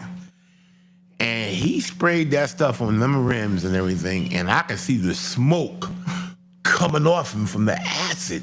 Damn. And I was like, oh, Lord. He's running around trying to get water and all kinds of stuff like that. They burn. Ain't nothing you can do. So it's a flavor that I use. He didn't to take do. steps to make it happen probably, you know what I mean? No. Yeah. No. He didn't learn his craft. No. No. You learned your craft. Yeah, I learned my craft. Yeah. So like I said, the retirement was huge. Retirement party was huge for you. Yeah. But unfortunately, after retiring, you had another fight. You began battling kidney failure. Yeah. Now that was a hard blow. How was that journey, and how was that journey, and how has it been? The journey was deep. Trying to keep it private. Trying to keep it away from my wife. She didn't know a lot of stuff until one day she said, "I'm going with you to the hospital," and I was like, "Nah, we good. Nah, I'm good. You ain't got to come down here." Right. And the doctor was telling me some stuff about what was going on with me because of the fact that I had surgery with a terrible doctor. Not surgery, but medication I was getting from a doctor that lost his license because he was just giving me anything bullshit. You know what I mean? And it caused me to lose my adrenal gland, which had a tumor on it that was causing me to go into heart failure because of the fact that it was eating my potassium. Potassium is it's something that you have in your body. If it goes up too high, you can have a heart attack. Wow. If it goes down too low, you can have a heart attack. It gotta be right in the middle. It got to be right in the middle. Wow. And I was all over the place. Got you. So when I left to go down Tom's River, I met an Indian doctor, and my wife and I have been fighting with these different doctors all through the East Coast and stuff like that, saying that I had a tumor, I didn't have a tumor, you had a tumor.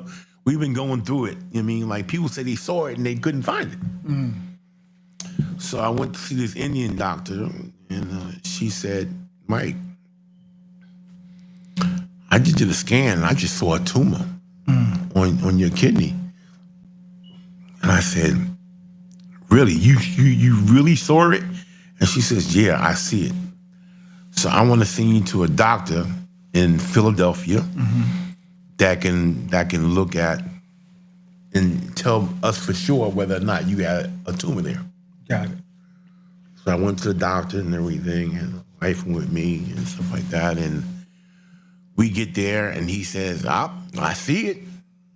I see the tumor, but we have to go get it. We have to go in there, take the tumor, and you'll be good. So he went in to get the tumor, and then in recovery, he came to see me, my wife, and says, well, we saw the tumor. We couldn't get it. Wow. And that your life is going to be shortened because of it. And those the words he used? That's the words he used. Wow. And you're going to be on medication for the rest of your life to fight this tumor. And he and I joked about it, and come on, Doc, we're going to get through this. And I was telling him what I did, for the fire department, and he took a liking to me. Right. So he says, whatever. So I went home, and about 3 weeks later, I get a phone call from him. And he says, Mr. Harris? I said, yeah. You think that we can try to get that tumor again? And I said, Doc, you want to go get it, try to get it? He said, yeah. Let's try it again. So my wife and my friend of mine by the name of Ebony, they all came with me to the hospital. And after surgery, I woke up and everything, and he says, we got it. That's all right. But you lost your adrenal gland. Now you have process. You have two adrenal glands that's attached to your kidneys. So was that explained to you before they went in? No. To say it's a possibility that you can lose your adrenal gland. He went in there and took a responsibility to go get it. Wow. And knew that he was saving my life. That's what. Okay. And he did. That's what's so from there, I was going to see another doctor, whatever case may be, and he would explain to me, losing your adrenal gland, you might go into, kidney failure later on in life. Got it. Down the line. Got it.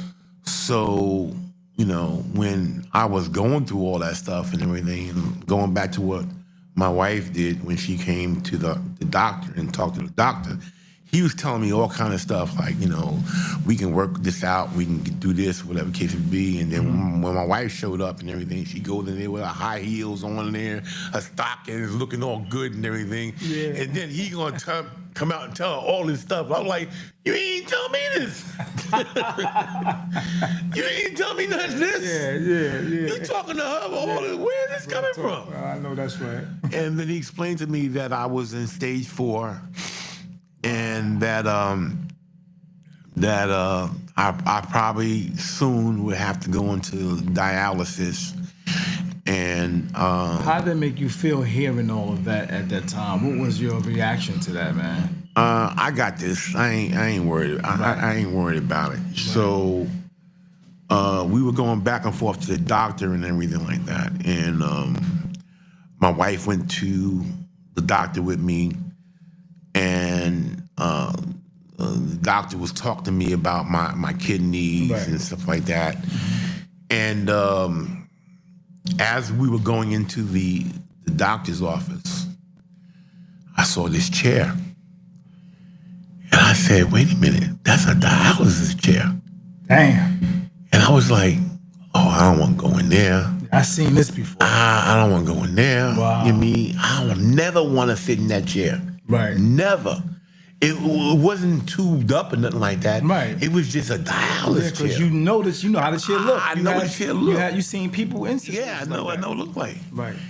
And then they called me in, to talk to me about the kidney, whatever case may be. And I went into the office, and they had me sit in that chair. Damn. And I was like, wow, this is the real deal. Real world right now, here. when you go into dialysis, and you know a lot of people that have gone into dialysis. Everybody know people that have gone to dialysis. Of course. They're dropped off in the front of the dialysis center. Right. You can't go in and sit next to your loved one because everything is so sanitized inside there. Yeah, germophobic. Yeah, you can't. You can drop them over the door, and 3 hours or 4 hours later, you come back and pick them up. Got it. So I never saw the inside of a dialysis center. Never saw it.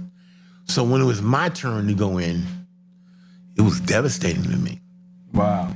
Because now, I'm seeing that, my blood is going in my body and coming out.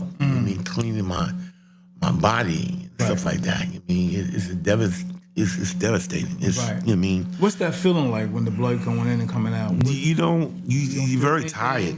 Yeah, okay. You get very, very tired. Okay. So I want to say this, and I know he's listening.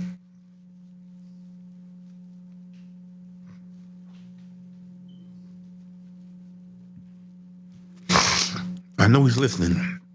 And who's that? My brother Wimpy B. Wimpy B. Much love. Yeah, my brother Wimpy B. Much love.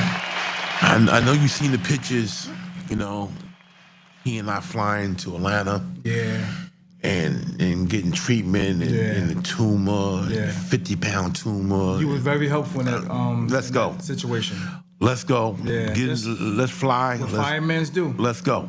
We out of here. And his life was saved because you saw on the video that I said, Wimp, what's going on? And he's like, I beat cancer. Come on. On a plane, he was saying that. Come on. I beat cancer. I seen it, yeah. You know what I mean? No doubt. And now what he's fighting with, I'm fighting with. That's amazing, bro. But he didn't know that I was picking his brain when he was going through it. Because now the doctor telling me that I have stage 4 cancer. And he's going through dialysis. So what's that feel like?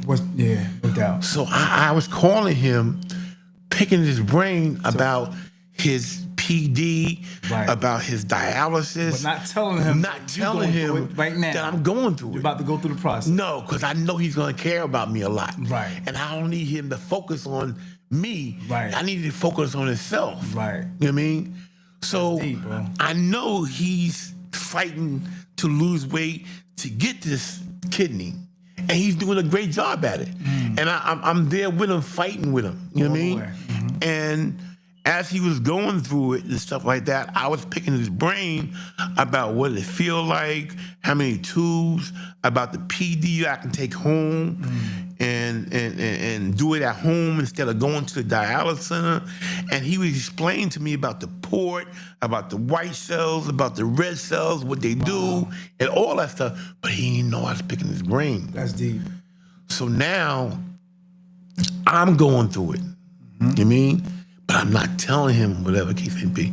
He found out when you found out when I put it on Facebook. You know what I mean? Because I didn't want to burden nobody. Right. You know what I mean? I didn't want to burden my family, my kids.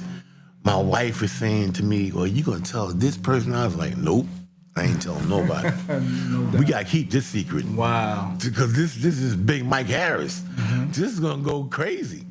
that Mike Harris is, you see him in Vegas, you see him on a boat, driving a boat in the islands, you see him doing this and doing that, and now he coming out and telling us he got kidney failure. Right, that's deep. When did he go on dialysis? Because nobody knew I was on dialysis for 4 months. How long did your wife really find out? Because you guys were going on trips, doing all types of things. Did she know at that very time when you really found out? No. So. No, she didn't know. When we went on our trip to, starts with a D. What's that? Dominican Republic. Okay. Yeah. I went to the Dominican Republic because of the fact that I wanted to take my wife on a last vacation. That I thought that I wasn't going to make it through kidney failure. That's heavy, bro. To take her on a trip. That's heavy. And she knew nothing Nothing. You just having fun. Nothing. Wow. Nothing. But in your mind, this might be my last This might be my last day. Wow. You know what I mean? And we had a great time in the Dominican Republic and stuff like that. And then my wife started investigating, the investigator. You know what I mean? So she started calling the dialysis center. And they said, well, listen, you can go on a trip and let us know, and we'll fax everything to where you're going. So if you're going to Florida, if you're going to Dominican Republic, if you're going to Puerto Rico, we'll send everything out there ahead of time, and then you can do it in your room, and then fly back. Right. So she did that for me. You know what I mean? Because, wifey, they get in and they whatever, right, on the computer and stuff like that. They get details. So all my family went to a wedding in Puerto Rico. Nobody knew I was on dialysis. Wow. We kept it secret in our room. Everybody was staying in Airbnbs and stuff like that. I said, What year was that? This year. This year. This year. Wow. And we hid that like that. And her brother called me up and said, listen, how the fuck did you keep that from us? Wow. That you go into a dialysis center for 4 months, 5 months, which is a record. Right. Because anybody that you know that's going through dialysis, been on dialysis for 2, 3 years, 4 years, whatever case may be. Right. And for them to call me up on the phone on my anniversary, because I remember the night that my wife and I was at the bedroom, and she was on her knees praying, and she said, Mike, give me your hand. And I gave her my hand, and she prayed over my hand that I'll get a kidney. Come on. And then she got off her knees, and she went to work the next day about 6 o'clock in the morning. 8 o'clock and everything, the phone rang. And it rang 4 times. And I said, I ain't gonna pick this phone up. This is probably bad news. I ain't picking this phone up because it's probably one of those people calling me and whatever case may be. Yeah, one of them scammers. And whatever. And I picked it up and they said, are you Mr. Harris? And I said, yeah, I am Mr. Harris. He said, Mr. Harris, I think that we might have a kidney for you. Wow. And I said, for me? He said, yeah, we think we might have a kidney for you, but let's call you back in 15 minutes to be certain whether or not we got this kidney and if it's a match. And then they called me back in 15 minutes and said that we have a kidney for you and you need to get to Camden right away within the next hour and we'll do the transplant. And I called my wife on the phone and she picked up and I said, babe, she says, tell me you got a kidney. They say prayer works. Tell me you got a kidney. Wow. And I said, yeah, babe, they called me for a kidney. That's what's up. But it was a stipulation with that. Okay, something came with that. Okay. Something came with that. You know what I mean? And what came with that was they let me know, because again, you gotta be sure what you signed up for. Wow. You know what I mean? And they said to me that this kidney that you may get when you sign the paperwork may have a little infection Wow. in it, but You're gonna live. you're gonna live. But we'll fight it with antibiotics Got it. to clear it up. Right. And are you willing to go that mile? And I said, yeah, I'm willing to go that mile. Sure enough, I got the kidney, and now the fight is on. So it's another fight. Another fight. Because as they were attaching the kidney, they had to put a stent, as one would put in their heart. Right. When they're going through a heart, whatever case may be, Right. they had to put Clot, that, some kind of clot, and yeah. they had to put that in my kidney. Got it. But it was failing, and I was bleeding, and I was hemorrhaging. When you got that news, what was your effect? That What was your mindset on that? That was tough because of the fact that by that time I was losing a lot of weight and everything, and my wife was going back and forth up to the hospital, traveling 60 miles both ways and all kinds, really taking good care of me. Yeah. But she was always very positive about it, saying whatever can be. I'm the one that's like, well, Yeah. I'm in some shit here. Right. You all happy, go jolly. Yeah, this is serious. Or you're gonna She was need just positive. Yeah. blood transfusion here, blood transfusion there, and another blood transfusion. Now I'm bleeding, now I'm clotting, then I'm doing this, whatever. But she stuck to me through the whole 9, on the bad part. Like, my wife has never ever seen me cry. And I'm not crying right now. I got something going on in my eye. You know what I mean? But she never seen me cry. Like real cry. Never seen me cry. You know what I mean?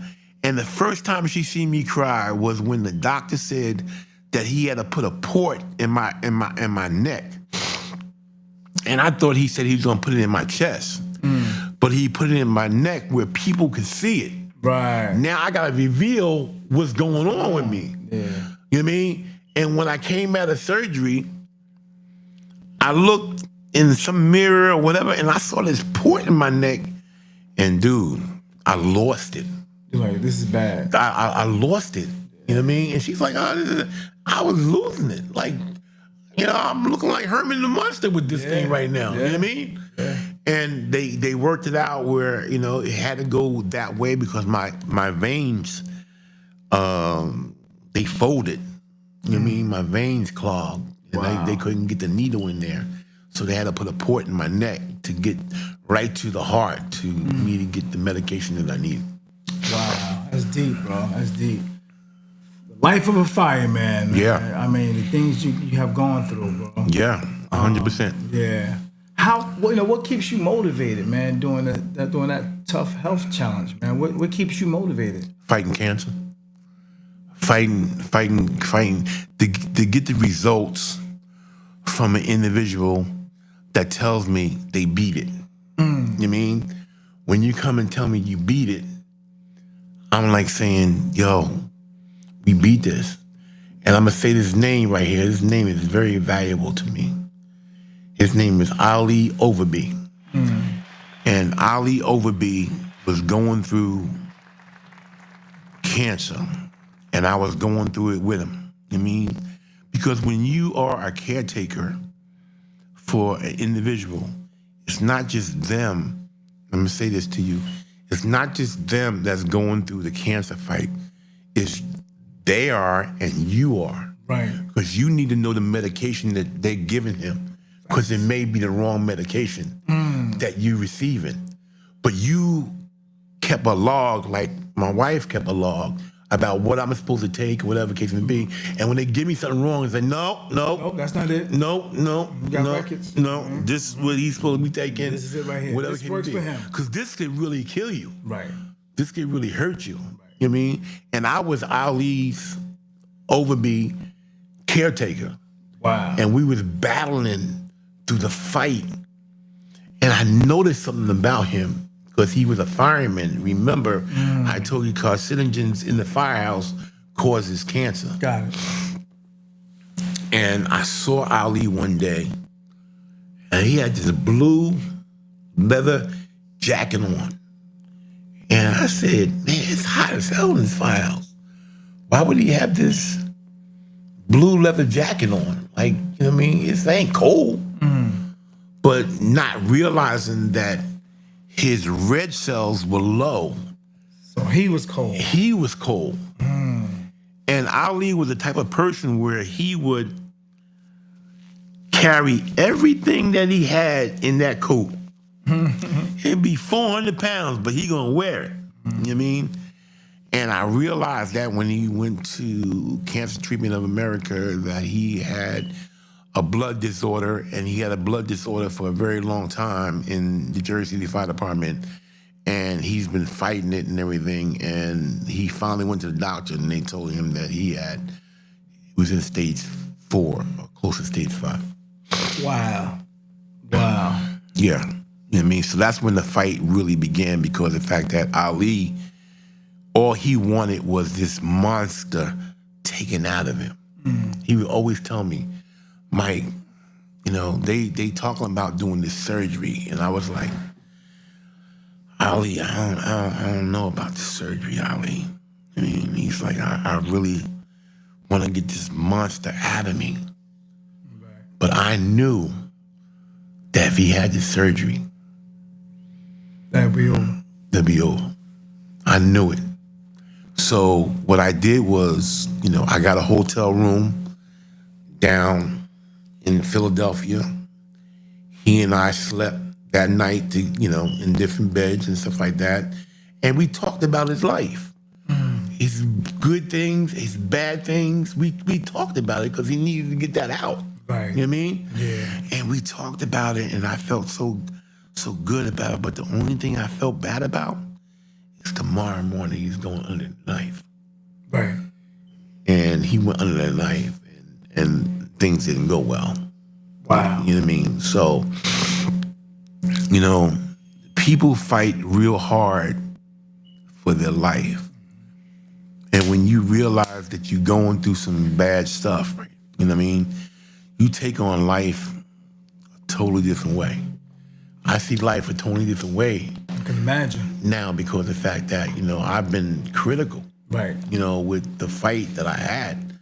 Who would know that I'm going in for kidney failure or, you know, a kidney transplant? When I put that out, they was like, oh, yeah. I was with Big Mike. Yeah, I'm just with him the other day. We was just chilling. We were just chilling. Yeah. He didn't look like he was going through nothing. Wow. But you was picking some stuff up. Yeah. Slightly. Right. But when I was coming to see you, I was wearing a wire in my chest. But I was hiding it because I didn't want nobody to ask, what's that going into your report? Right. What is that? What's going on, right? And I know if somebody saw that, they was like, yo, I saw Mike Harris. Yeah, something ain't right. Something ain't right. Wire on him, right? He wearing a wire. Either he the police or he's sick. Yeah. No doubt. Yeah. You know what I mean? So, No doubt. yeah. So that was the whole thing, a big fight. Yeah, big fight, man. So if you can sum up your life in one sentence, what would it be? I want to just say and be clear with this. I mean, because the Jersey City Fire Department saved my life. They saved me. You know what I mean? How so? They gave me an opportunity. Right. They gave me an opportunity to take care of my family. Not only did they give me an opportunity to take care of my family, they gave me an opportunity to take care of my brother. Yeah. Wow. Now, it's different now. Got it. Because of the fact that back then when my brother was going through the cancer, the union was saying, you work for us. And we're going to send you out there with your brother, and you're going to take care of your brother. You know what I mean? And the only time you come back here, you come strictly back to us. We'll say what's going on and everything, and we'll ship you back out there with your brother. Now they don't do that. Got it. Now you got to fight like the girl was talking earlier. Right. For her. Jersey City public school? Yeah, she was talking about it earlier about, you know what I mean, her sick time and right. the time that she got off and everything. When you going through sickness like that, you got a year to get back. You got a year to get back.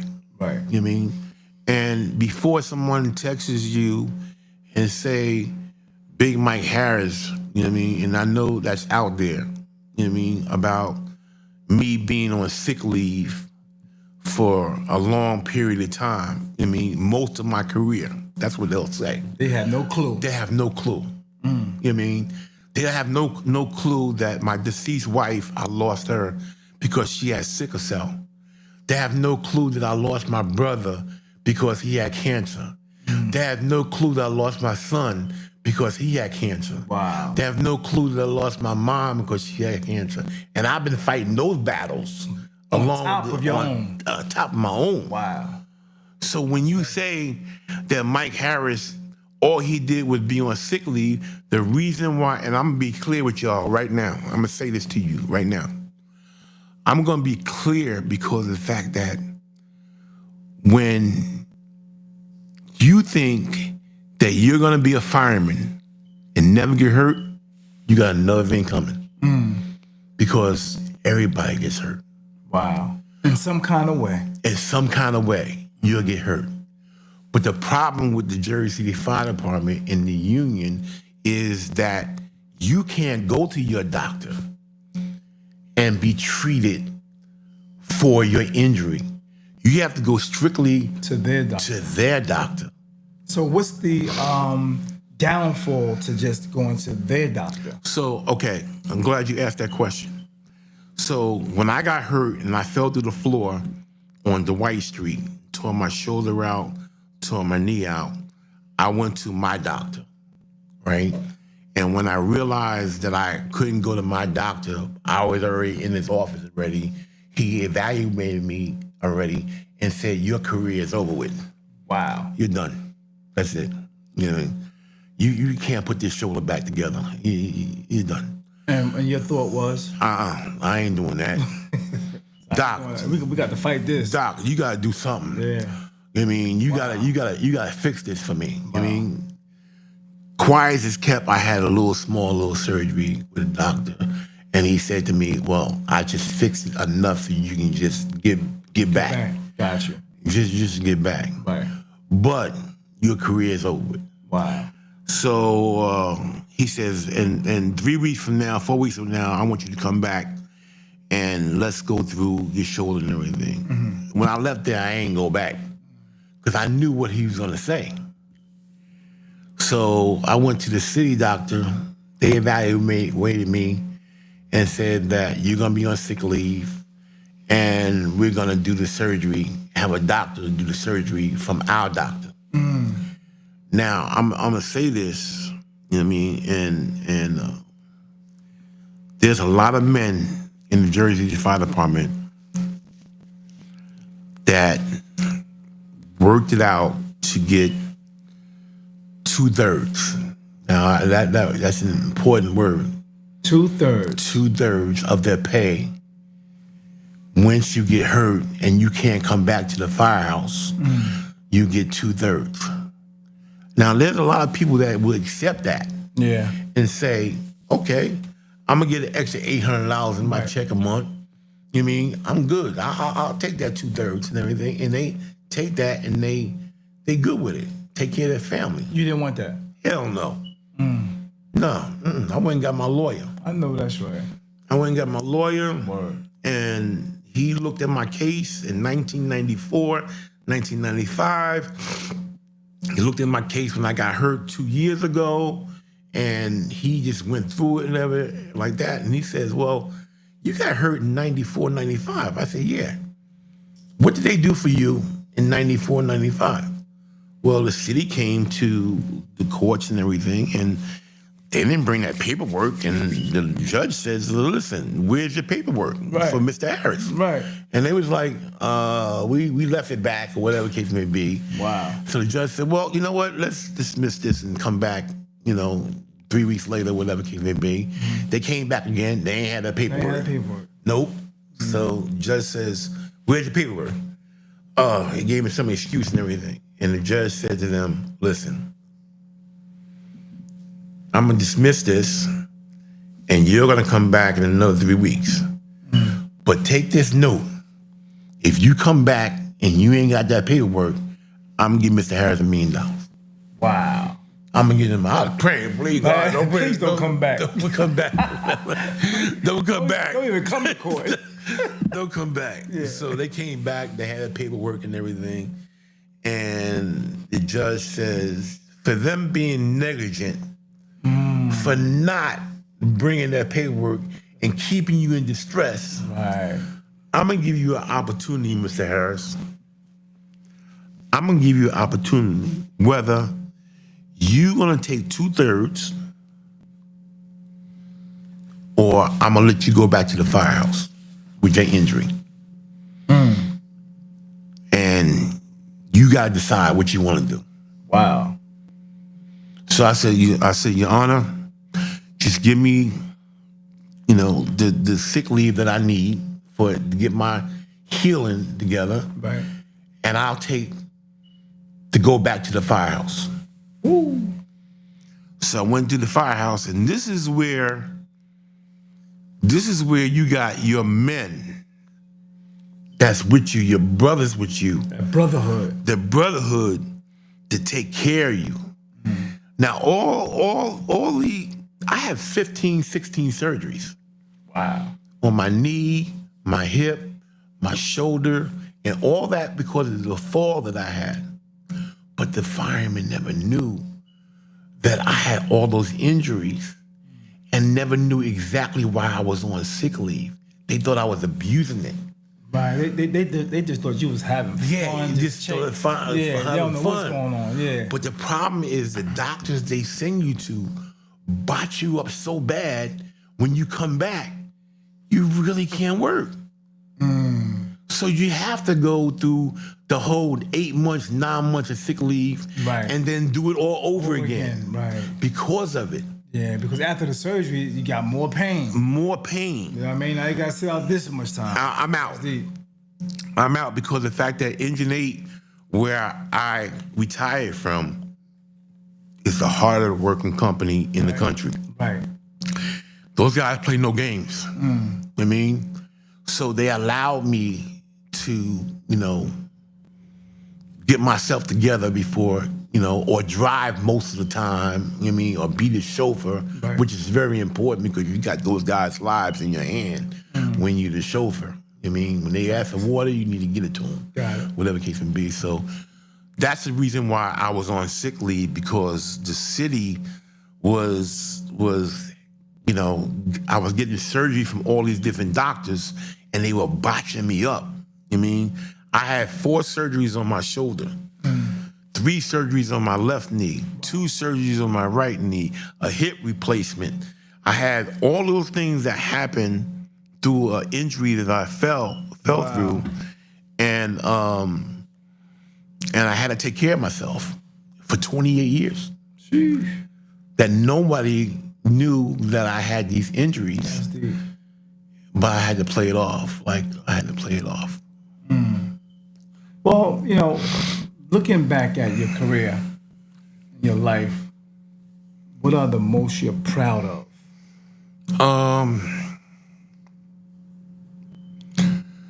The most I'm proud of is my son Tyler. Proud of that guy. Wow. We fought to the deep end of my house. This guy, he ain't gonna do nothing. Right. he ain't gonna get his life together. I'm throwing him out. I'm doing this, Right. whatever. No doubt. This guy, he's just tough. Oh, God, he ain't gonna be nobody. And now he has 2 unbelievable children, taking care of his girl. Changed his whole life. Changed his whole life. And I'm like, what just happened? How old was the kids? Let's see. I got one that's 3, and another one that's what? So a do baby. do you think the babies changed that and made him kick into that 100%. provider's mode and say, it's not about me? No doubt. That's what's up. No doubt. That's what's a up. kid will change your life like I have. Let me see. I got 5 grandkids. I have a 6. 5. My wife is making noise over there. 6 grandkids. Right. And I have 2 daughters, Tyria, Right.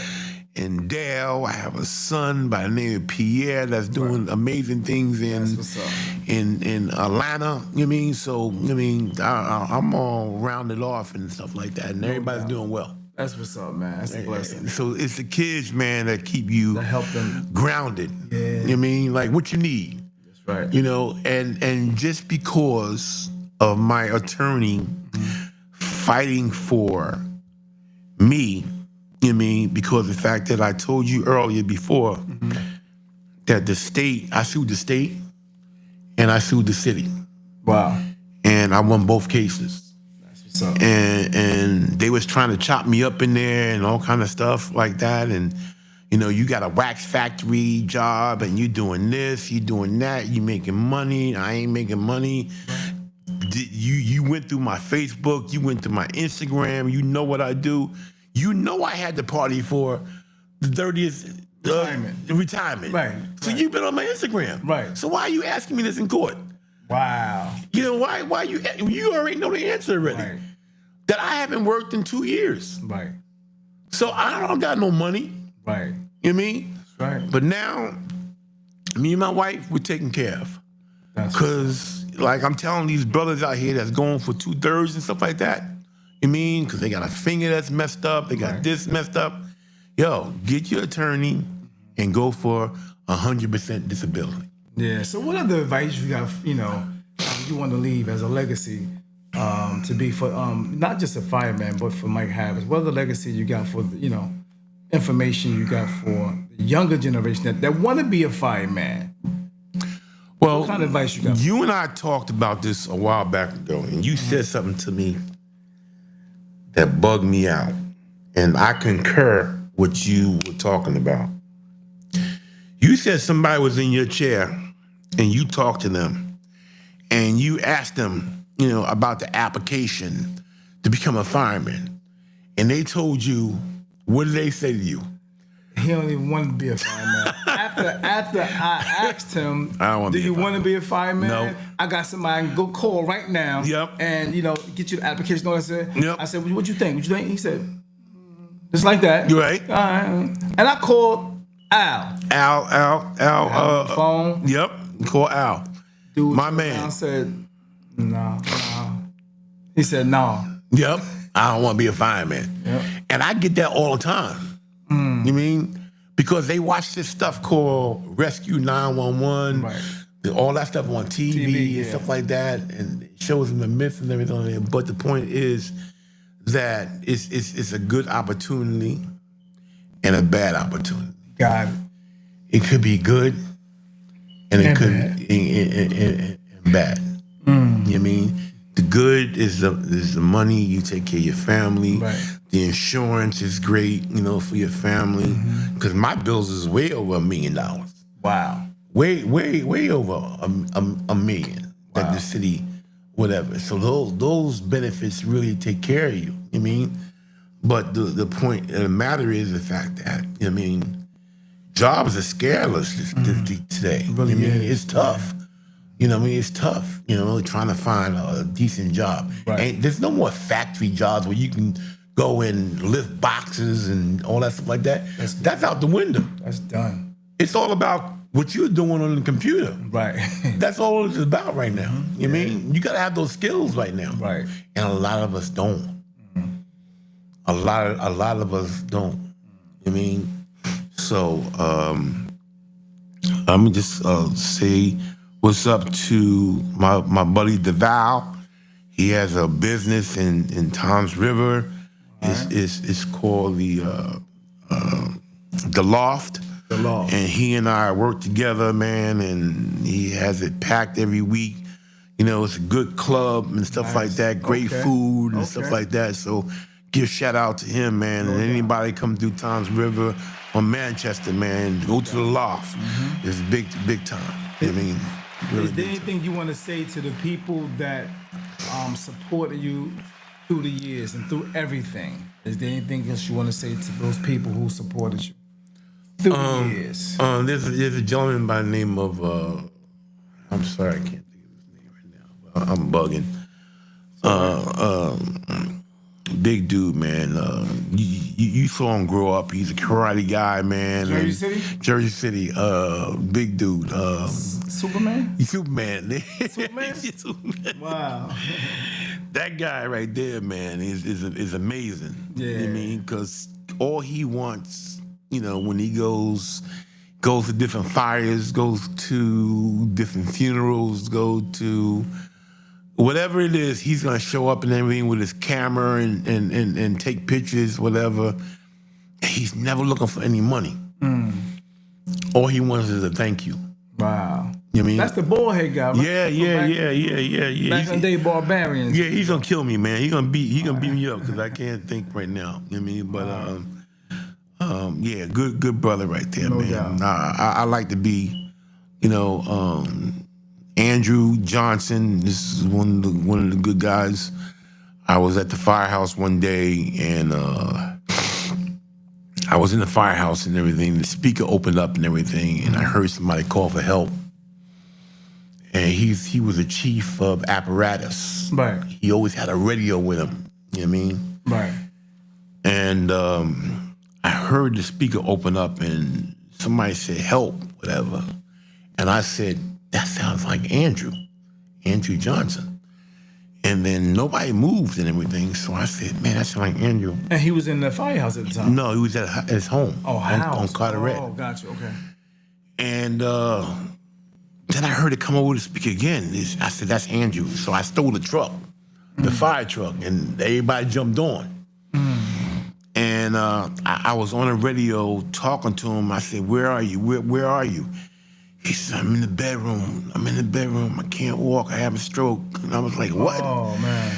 So I said, where? I said, where do I come in at? He said, come to the window. He's by himself. By itself. And I said, okay, go to the window. So I got there, me being all busted up, leg busted up, shoulder busted up. I get to the window and everything like that, and sure enough, I see him halfway in the room, halfway out the room, and I dragged him out. I dragged him out to the front door. Wow. Which I had a gentleman by the name of Mike Connolly that was out there with us. He was a paramedic and everything, and that stopped his stroke from progressing. You know what I mean?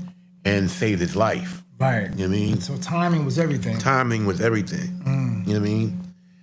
And they give awards out to different people for all kinds of stuff like that. Speaking of awards, you got a lot of awards from back in the day, right? Well, the one I got an award was with the kid that we saved out of the projects. I mean, man, like I said, I was dragged in there and dragged out. You know what I mean? And they said, well, listen, you were there, so come to the award ceremony and get your little certificate. And, yeah, that was that first time you going into the fire. Yeah. So when you came out, you was like, what the heck just happened? I don't know what happened, bro. I was like really, really shocked about, how quickly we left from Duncan and Bergen to get to projects. Wow. How quick it was to get down there. And then in a flash of 30 seconds, you in deep hell. Chaos. Wow. In 30 seconds, you in chaos. Can you hear the fire? Yeah, when can you're hear inside. It's ripping. It's crackling. Yeah, it's crackling. When you open that door and feel that heat, it's crackling. Wow. And you know it's there. Right. Because there's some techniques that you use that I learned in the beginning of becoming a fireman. Right. I mean, always wear your hood. Why? What's the reason you always wear your hood? Always wear your hood because your ears are the most sensitive things on your body. And what kind of hood is that? What type of material is it? It's something Dex. I forget. It's something to where Dex. Okay. It covers your ears where your ears don't burn. Well, it covers your whole head, your head and your ears and your face and whatever case may be. And it really protects you. Nomex, I think it's called, something like that. Okay. And it protects your face and your ears and everything like that. But if you really want to know where the fire is, move it to the back a little bit, and you'll know it's in the next room. Gotcha. You'll feel that heat in your ear. You feel the heat. Wow. It's burned up next, right in the next door. That's deep. Yeah. That's deep. Wow. Yeah. So what keeps the fire alive when you're in there? What makes the fire continue to grow? Air. Air. So, We like, firemen, when we get to a fire and we see it, coming out the window, it's venting. You mean? so y'all like to see that. I like to see it. I like to see it. You don't want to go in and not knowing where it's at. Yeah, I like to see it because Right. it's vented. Right. You know what I mean? You know exactly where it is. Because if it's not vented, You got to find it. and what's the possibilities of something happening really bad if you To you? to you going in Oh, and yeah. not knowing there's a fire, but it's and you open the door. Well, you're not going to do that. You're going to be low to the ground. Got it. I mean, you're going to crawl in. You're going to have your nozzle ready to open it up and everything. And when you get inside, and you're going to cool like the ceiling down. Gotcha. I mean, cool down and spray around whatever to cool that down, so you won't have a flash. You know what I mean? So you want to cool everything down Got before it. you get in there like that. Wow. Okay. All right. You fought a lot of battles, brother. Man, I fought that battle. I fought the battle with my deceased wife having a sickle cell. I know all about it. I'm at work one day, and the chief shows up. And he says, "I need you to come down to the truck." Right. I go down to the truck and everything, and he says, "Listen, the first thing that happened," he says, "Listen, we just found out that your wife was in a bad car accident." Right. And there was a block that I told my wife to never go down. And what's that? It was a block down in This is in Jersey City, though, right? no, it was in another city, Okay. Go ahead. whatever. And I told her never go down that block, Right. New Brunswick area and stuff like that. Got it. And she promised me she would never go down that block. And I left the house and everything. When I left the house, there was traffic backed all the way up to my house. And I was like, why is this traffic so backed up like right. this? And then I get to work and everything, and the chief comes to me and says, "Mike, we just got word that your wife was in a major car accident." Wow. Wow. And I said, "Well, where was she?" And they gave me the block where it was, and I realized it was that block that I told them not to go down. And when I get to the hospital, I go inside and everything, and I find out that she had 7 broken ribs, a broken pelvis, collapsed lung, and a broken hip. Wow. So now Phew. we got to battle this. You know what I mean? Because she got glass in her face, glass in her hands, and whatever case may be. And now it's a whole nother battle. And I remember a funny thing that happened between she and I, because we were going through, getting her fixed and going to therapy and stuff like that. And one day she came out and she said, "I want you to see me walk." And I was like, "Yeah, look, I want to see you walk. I don't even need no crutches." Right. And I was like, "Come on, really?" She says, "Let me show you." And then she walked from the car to the house. And I said in my mind, damn, she needs them damn crutches.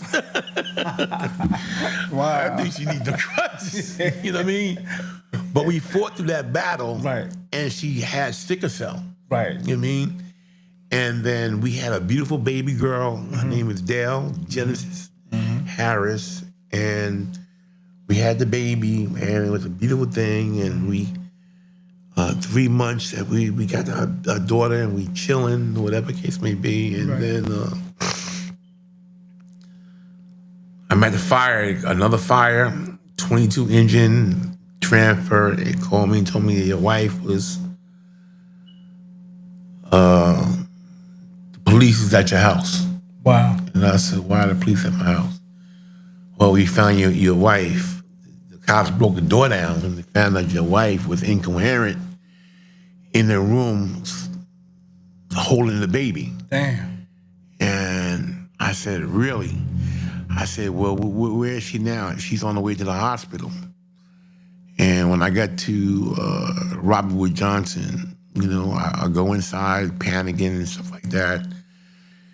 And I walked past this room and everything and looked in there real quick, but I knew that wasn't my wife in there like that with her feet from under the covers.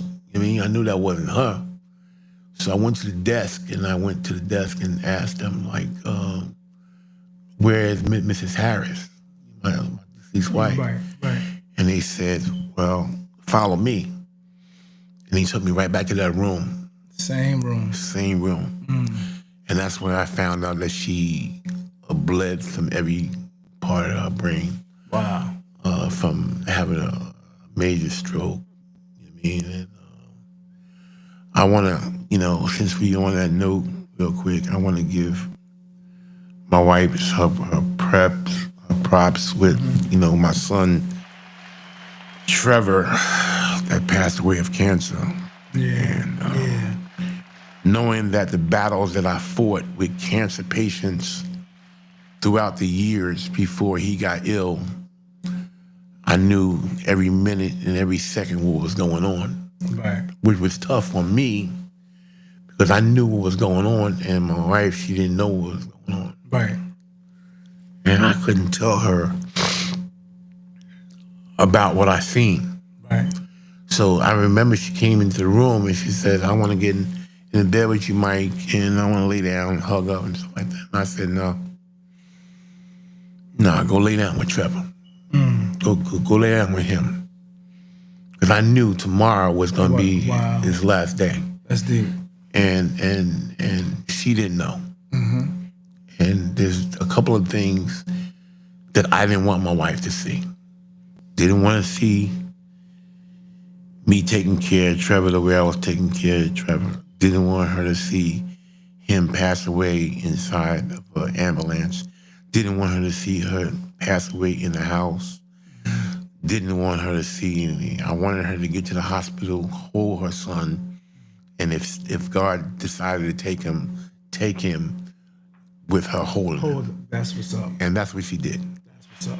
So it took a lot of pressure off us because that's the memory that she has. Right. And me, I got a son down in Atlanta. I got a daughter that's in Jersey and another daughter, Tyria, in Jersey. And I can't fathom something happened to him. Like you, when you came and talked to me about that. Yeah, bro. I was trying to be an inspiration with that because of the fact that I knew what you were going through. Yeah, because you experienced it. Yeah. Because I experienced it. Yeah. Not as tragic as you experienced it. But it's the same. But I just wanted to be there with you because I know what was going through your heart. What? Yeah. When you got that terrible phone call. I needed you at that time too. I'm telling you, I really needed you that time. I'm telling you, I appreciate it, bro. No doubt. Real talk. No doubt. That was Definitely real talk. Yeah. Yeah, that was real talk. Yeah, man. We had a lot of conversations in that place. Yeah. Real talk. Real talk. Yep. So I really appreciate that, man. Yo. Yep. And it's amazing because it's like when you talked about, your situation with with the kidney failure. Yeah. And you had many conversations with Wimpy B. Yeah. And not realizing, you're gonna go through the same thing. Yeah. So he was your blueprint. Yeah, he was my blueprint. I needed a blueprint. But we don't have that blueprint. Right. That was my out. Right. Because every time they did something, I knew it was gonna happen. You know what I mean? I knew that, when they started doing the PD, and my wife knows the terminology for PD, but when they was doing the PD in my house, my home, about how I had to go to school to learn how to use the machine. It's 30 wires you got to hook up to that at night. Every night. Every night. 2 bags of 10-pound bags of liquid that has to go through your body. For how long? How many? All night until the next morning. A few hours? Yeah. So let me say this to your audience right now. All right? Since we're talking about that, and I've been talking to you all a lot. That's what's up. us brothers out here, you gotta know your body. You gotta look at your urine to know what color your urine is. You gotta know if your urine is bubbling the water when you urinate. You gotta know what color it is. You gotta know if you're bubble. crystallizing. Right. It don't supposed to bubble. It ain't supposed to bubble. No, it's supposed to just go right out. If it do bubble, it go right out. Yeah. Gotcha. You gotta know that because the fact that we are going through kidney failure or on the verge of kidney failure. The doctor told me that, Mike, you at 20% right now. You know what I mean? When you get to 10%, we got to talk about a whole nother conversation. And I said, I ain't gonna never let it get to 10%. Wow. And it did. And it did. And it did. And that day, that shook you, huh? I never forget it. Christmas Day. My wife and I were in the house and everything. We just chilling. And I'm sitting on the couch and everything. I'm having difficulty breathing. My ankle swelled up. My legs swelled up and all that stuff like that. And I said to my wife, you know, I know we might be going to the hospital, but just give me until Monday or Tuesday to get to the hospital. Because I want to. And this day was what day? It was Christmas Day. Was that a Friday, Saturday? I forget what day. It was during the week. During the week. Okay.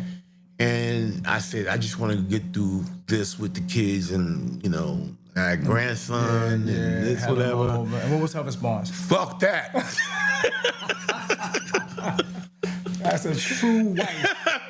Fuck that. We on our way to the hospital. Word. Wow. You know what I mean? That's what's up. I know what the hell you talking about. Fuck that. We going to the hospital. Fuck this Christmas right now. And then when I got there, they realized that I was at stage 10.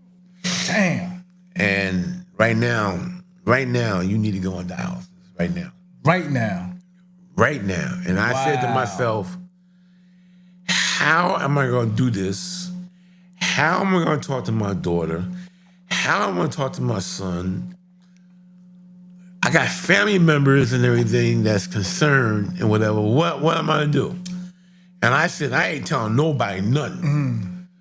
And my wife was saying, so you got a couple of boys, you know what I mean? You want to talk to them? Right. I said, no, I ain't talking to nobody about that. And when I went to dialysis, I said to myself, man, this is harder than I thought it might be. Wow. 3 hours and 4 hours of dialysis. How many bags?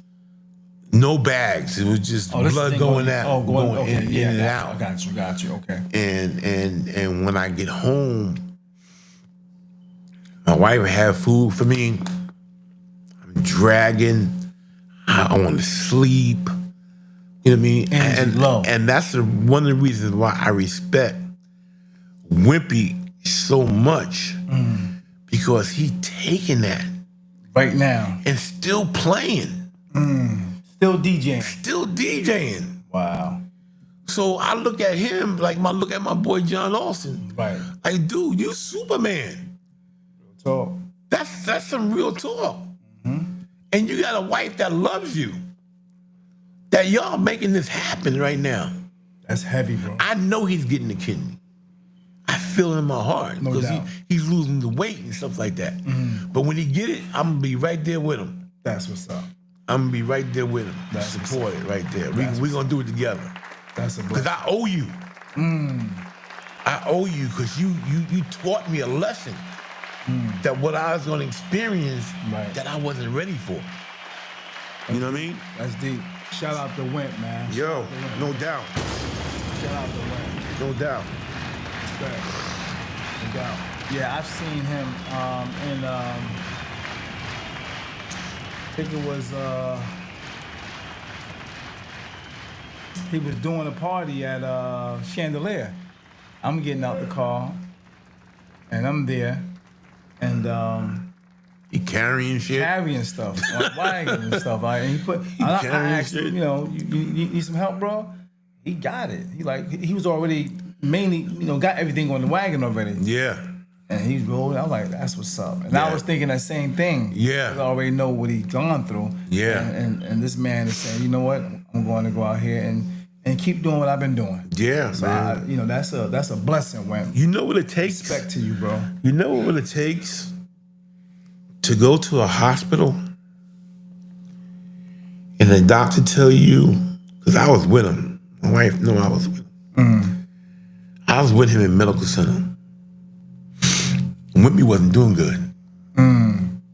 I thought I was gonna lose him. Wow. He wasn't doing good. And I said to Wimp in his ear, I said, dude, I just need you to take this oxygen. You take this oxygen, I'm gonna have a plane for you in Newark Airport, and we're gonna fly to Atlanta. Wow. But I need you to take this oxygen, because right now you're not doing well. And this tumor was taking you. He had Taking everything. He had a 50-pound tumor. I ain't talking about 5, 10, Right, 15. He had a 50-pound tumor. I saw it. Right. That they operated on him and took this thing out of him to where he lost 130 pounds Instantly. Wow. from the tumor. You know you gotta be some kind of Superman Yeah. to get rid of a 50-pound tumor and then come out and still do what you do. Yeah, that's deep. Who are you? Right. That's deep. It's deep. Yeah, that's deep, bro.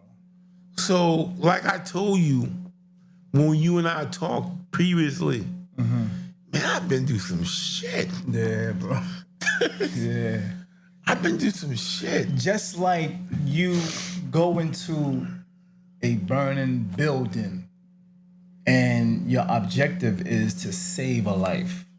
Well, And it's memorable. It's like to some of the guys on the job, they like, he ain't going nowhere. He on sick leave. He on sick leave. That's the joke of the day. Yeah, I got you. When we go, my wife and I, we see people, Yeah.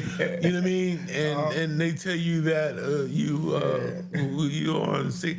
The shout out to B. Arthur Johnson. Yeah. Because B. Arthur Johnson, when I was doing stuff with Flex and all Right. that Dub magazine and everything, and I needed days off and everything, I Right. called B. Arthur. He helping you out. B, He filling it. where you at? Right. You know we ain't supposed to do it this way, Right. but you gotta show up in my job. No doubt. He show up, man, and That's what's up. get his ear blown off and stuff like that. I owe B. Arthur a lot of my No career. doubt. But I just wanted to say, the same way you know, was saving lives in that way, you started doing it even, you know, when it comes to the people's sicknesses and helping out in that way. That's powerful, man. That's Powerful.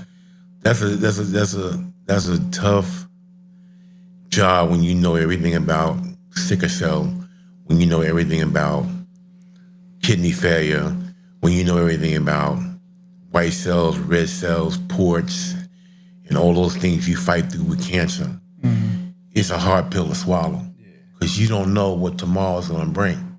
Yeah. Who's gonna make a phone call? Right. These firemen out here fighting for your life and everything, going into buildings and everything and getting those carcinogens and dealing with that and everything. And then after their career is over with, man, they come and call me. You know what I mean? I just retired yesterday and week and whatever case it be, and he call me and tell me they got Damn. cancer. That's a hard pill to swallow, bro. That's a hard pill to swallow. That's deep. Where you at? I'm on my way. I'm making a phone call. Let's go. You know, because I remember engine 18, so many guys passed away. Yeah. I remember engine 22, people passed away. I remember 10 engine. Man, I had 6 people that died. And you know, you do it so effortlessly, like, you know, like you jump in effortlessly. I remember my cousin was going through something, and I told you about it, my cousin Yamo. And you got on the phone with him. On the phone. We was on the phone together, man. Let's go. I appreciate that. Just to have a conversation with him and tell him what what you can do, What to expect, like Whippy B. Exactly. Because you need to know what's going to happen to you when you get to these doctors. Right. You need to know that they're going to bring you in. Right. They're going to evaluate you. They're going to talk to your family. They're going to bring you upstairs and give you all these different kind of tests. And because I knew you knew all that, I said, you got to talk to my cousin, man. Yeah. Yeah, that was that. Yeah, so I appreciate that. Yeah, man, that's a lot of love like that, man. That's major. That's a lot of highway. Yeah. Yeah. That's a lot of highway. Yeah. You mean driving to, and there's and the reason why I know about Presbyterian, the reason why I know about Sloan and Cataract, you know what I mean? The reason why I know about Hackensack, because I've been to all those hospitals. Wow. You know what I mean? And I know if, like Sloan and Cataract, you know what I mean? I advise people not to go there. And the reason why, because you're a number. You're just a number. You're just a number. And when you go down there, the person that's 346, you're 347. You understand what I'm saying? So the same thing they did with him is the same thing they're gonna do with her. It's like an assembly line. That's it. That's it. Presbyterian, Hackensack, Chicago is an unbelievable place. Make-A-Wish Foundation is a great opportunity for people that's going through cancer. That they take care of you. They took care of my family. I mean, and when they tell you they're gonna do something, they do it. They're gonna do it. That's what's up. Yeah, they're gonna do it. Make sure y'all jot them names down. Make-A-Wish Foundation. And if anybody's going through some stuff right now, check them out and stuff like that. If they saying they're gonna send you to Florida, to Disney World, you going to Disney World. No doubt. You going to Disney World. That's what's up. 100%. That's what's up. Yeah. Wow.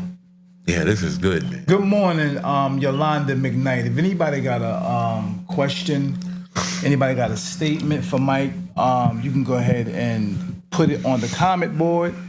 Or if you want to call, you can call in. Let me know if you want to call or if you want to just have a statement you want to make or a question. If you can do that now, it's much appreciated. What's going on, Yolanda? How are you? Thanks for the prayers and the Thank you, Yolanda. For my man Mike. Yeah, 100%. Appreciate it. If you got a question, you can go ahead and ask that question. Got a statement, you can do it. Look at me, I'm healed. You healed. Jesus! No doubt. No doubt. Yes. Real talk. Big Mike in the house. Yes. The life of a fireman. Not just fighting fires. No doubt. No doubt. Real fires. Real fires. Life fires. Life fires. Wow. Life fires. That's real talk. Yeah. If you can share the page, like the page, I appreciate it. This interview will be around forever. It will always be on YouTube and Facebook.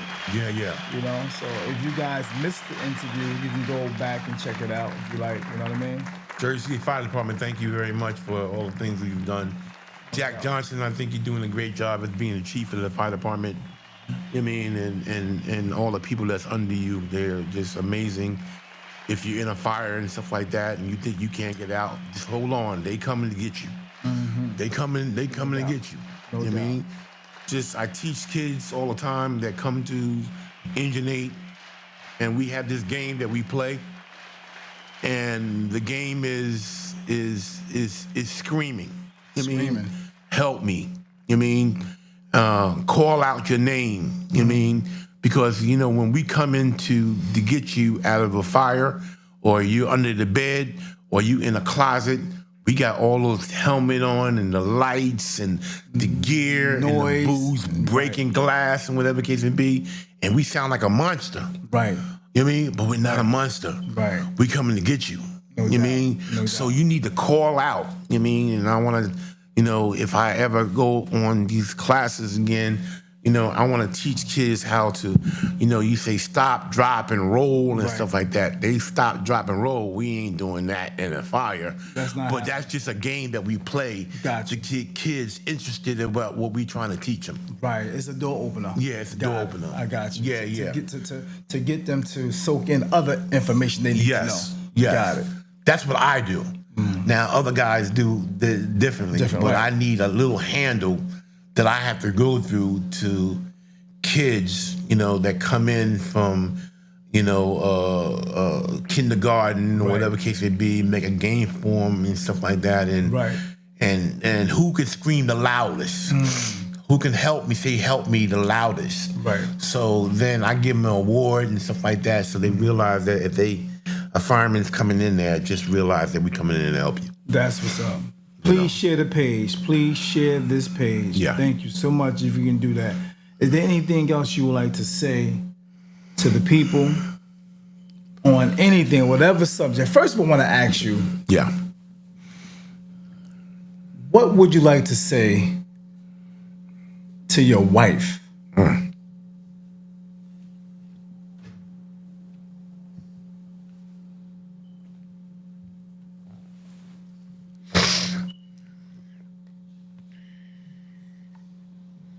Because every time I see you guys, you can feel the love in you guys, not just on Facebook, in real life. I've seen you in real life, and I noticed she is always by your side, brother.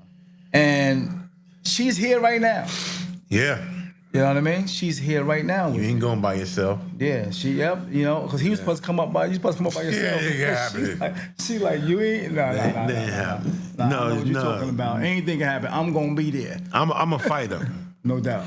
But she's the warrior behind the scenes. the cancer fighter, because when I was bleeding out and going through it, you know what I mean, and they telling her that, I had to have a blood transfusion here, a blood transfusion there. She's riding them down the highway 60 miles a day, 120 back and forth.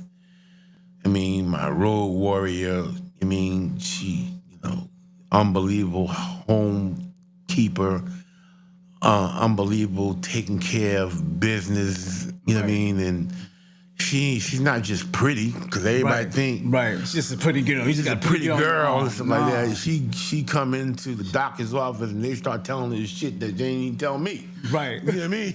Like, what are you talking about? How you telling her? So she makes sure, you getting the right thing. What's that? What's this? What's that? Yeah, she making sure that, I come in and the bed is made, and it's been a rough 4 months between she and I. We've been battling it, man. We've been going through ups and downs and stuff like that. I mean, and she, her and her father is a hell of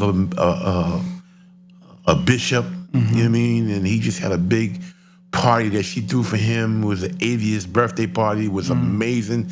You think I gave a big party. You come to my house and you see celebrities walking around, and you see people in the backyard and set cooking and everybody just doing their thing back there, and comedians and everything. Yeah.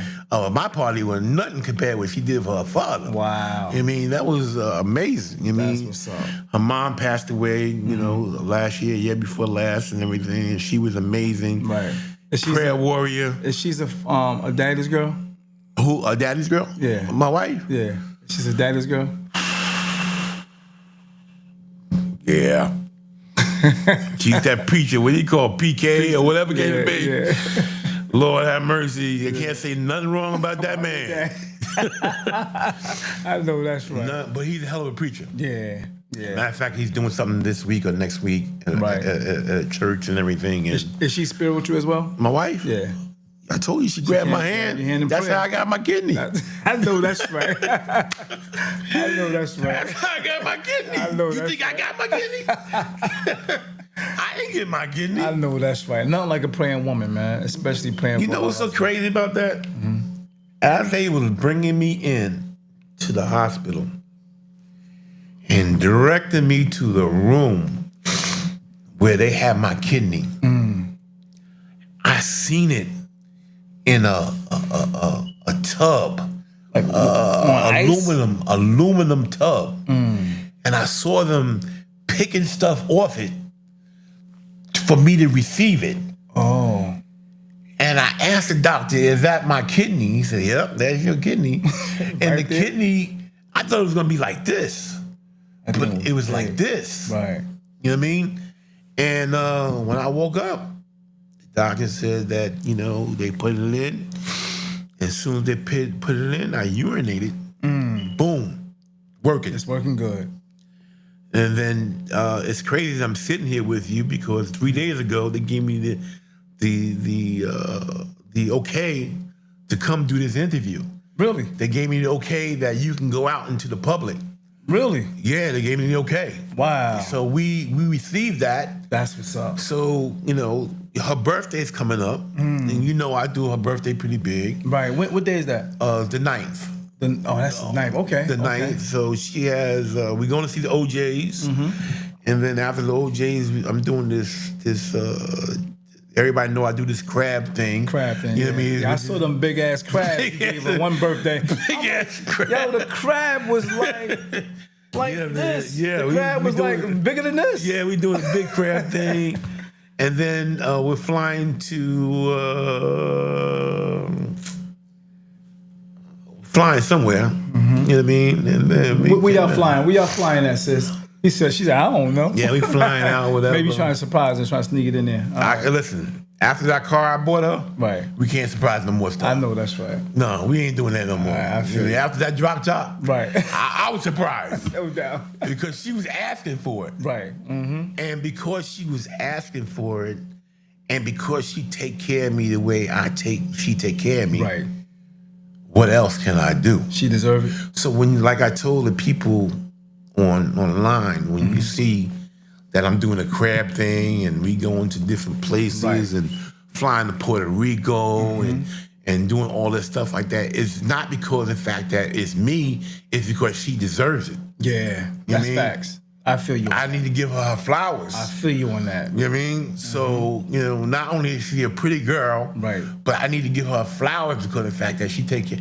I'm a fucked up individual sometimes. She put the work in. Yeah, she put the work in. Put the work in. I give her hell. Right. But she just takes it, man, and says, shoves it off and everything. Right. And you're going to go to the doctor, and he's going to do this to you. We're going to do that. And I was like, no, I don't want to hear nothing. Yeah. You're going to go. So she's so would you say she's the nurturer?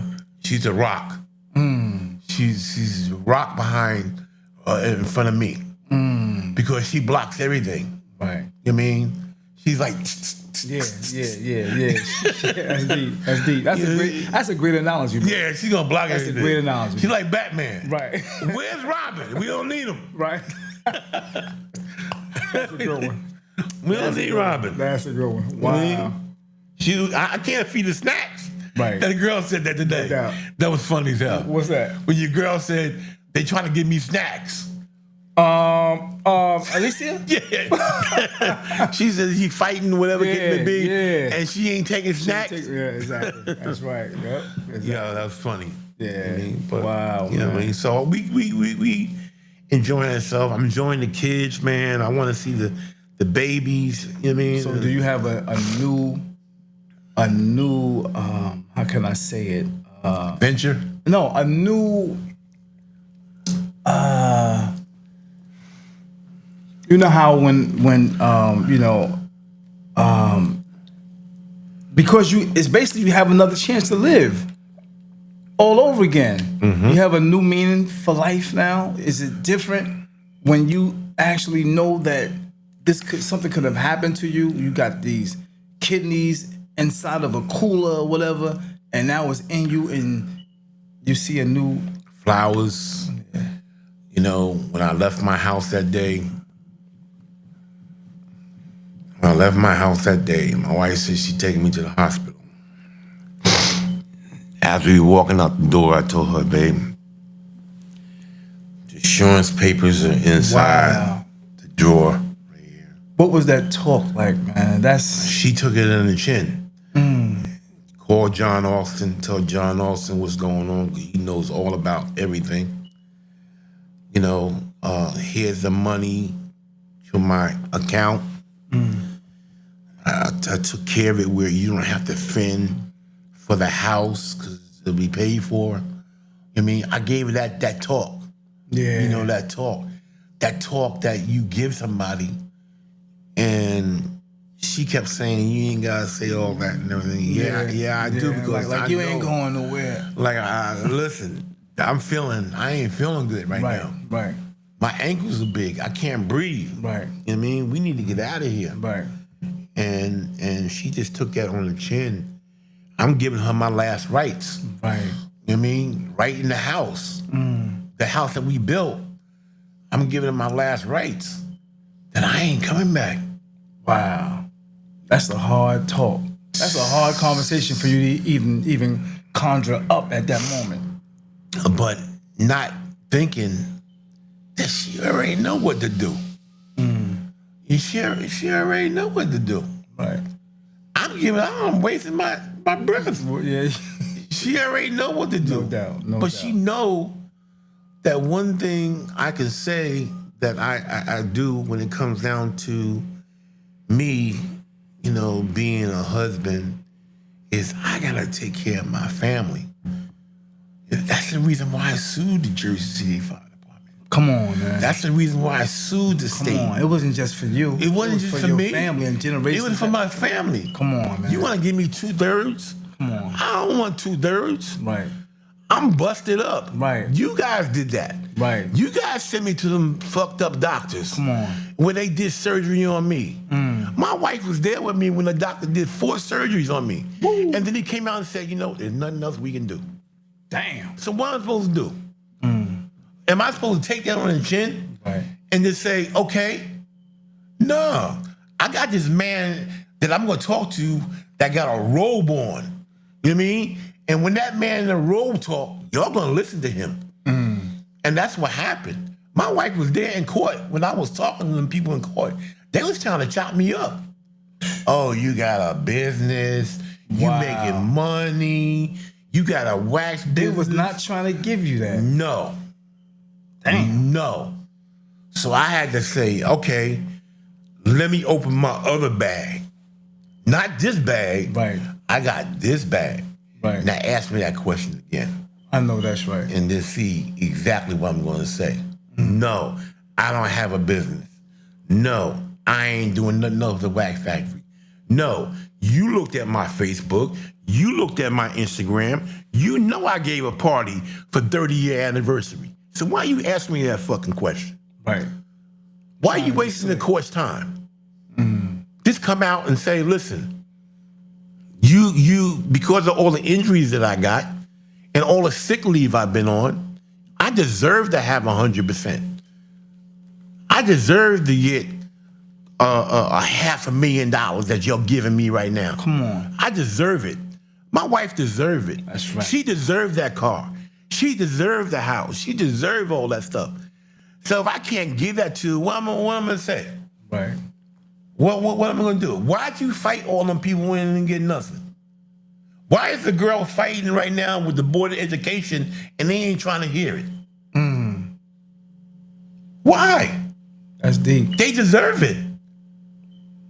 Why are they going to the NAACP and everything and they ain't doing nothing? Why? That's deep. Because she ain't the only one that went to NAACP. I went there too, and they brushed me off. Really? Yeah, when they did that end thing from the firehouse. When I told you that they decided that they want to tell me a nigger joke. So really, you want to tell me a nigger joke? I don't think you should tell me that joke. They said, well, we want to tell you the joke. I said, I don't think you want to tell me that joke. And they told me the joke. I said, okay. You want to tell me the joke? Wow. Okay. So the next day, after the man told me the joke about the police officer arresting the African-American guy, but he used another word for African-American. The next day, I happened to sit at the table, you know what I mean? Because firemen, they cook breakfast in the morning, bacon and sausage and all kind of stuff. And not saying that particular firehouse is racist, because I don't believe that they're racist. Got it. They'll understand where I'm coming from. Might be prejudice, possibly? No. No, okay. No, we ain't going there. Got you. We ain't going there. Got you. These firemen are your brothers. Good dude. It's only a few people in the watermelon patch that are that way. Got it. So I explained to those two captains that were in there at the table saying in the you people stuff. I don't think those words, you people. Got Yeah. And when they said that, I was quiet. Because that night I experienced that guy talking that joke. Right. So I said, wow, they really trying to do this right now. Did y'all forget that I'm here? Because it's not many of us. Not even here. There's not many of us. Yeah. You know, like I mentioned, Carlton and Right. Only a Dexter, few, right. Mike Davis, Right. and all those guys. You know all those guys. I know all them guys. Yeah. That's the list that I fought to get those guys there. on. Right. That you have a picture of me standing over the director fighting for the Jersey City Fire Department. Wow. See, the point is, it matters the fact that the brothers don't know what I do. They think they see Mike, he's smiling, Right. he's laughing, Right. he's joking, Right. but I'm watching you. Right. I'm watching what's being done. Like when you seen Pete, you know, when Pete came on and he was talking about the city and fighting the city and everything like that. Do you know I was doing that before Pete did it? I'm the one that gave it to Pete. No doubt. I'm the one that gave it to the brother that decided that he wanted to smoke dope and whatever case may be, like Glover, Right. you know what I mean, and smoke that stuff and lose what I gave him. Right. When Pete came out of the jail, he took that and he ran with it. You mean? That's why I respect him so much. No doubt. Definitely respect him. You mean? No doubt. I respect him so much. When he mentioned the councilwoman, the councilwoman that's running for mayor, when he mentioned Danny, Right. Danny, I know the Spanish guy, right? Spanish guy, whatever he be. I mean, those are people that you and some other council members. I'm not going to name everybody's name, but you keep on your Rolodex. Right. You know what I mean? Because of the fact that, you know what I mean? Like I told you, I never go through the front door. I always go to the back door. I owe Danny, babe, can you hand me that sign, please? Let me show you something. Okay.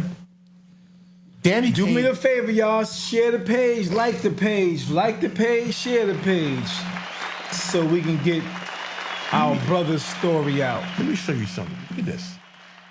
Yeah, look at that. Oh wow! Let me see this.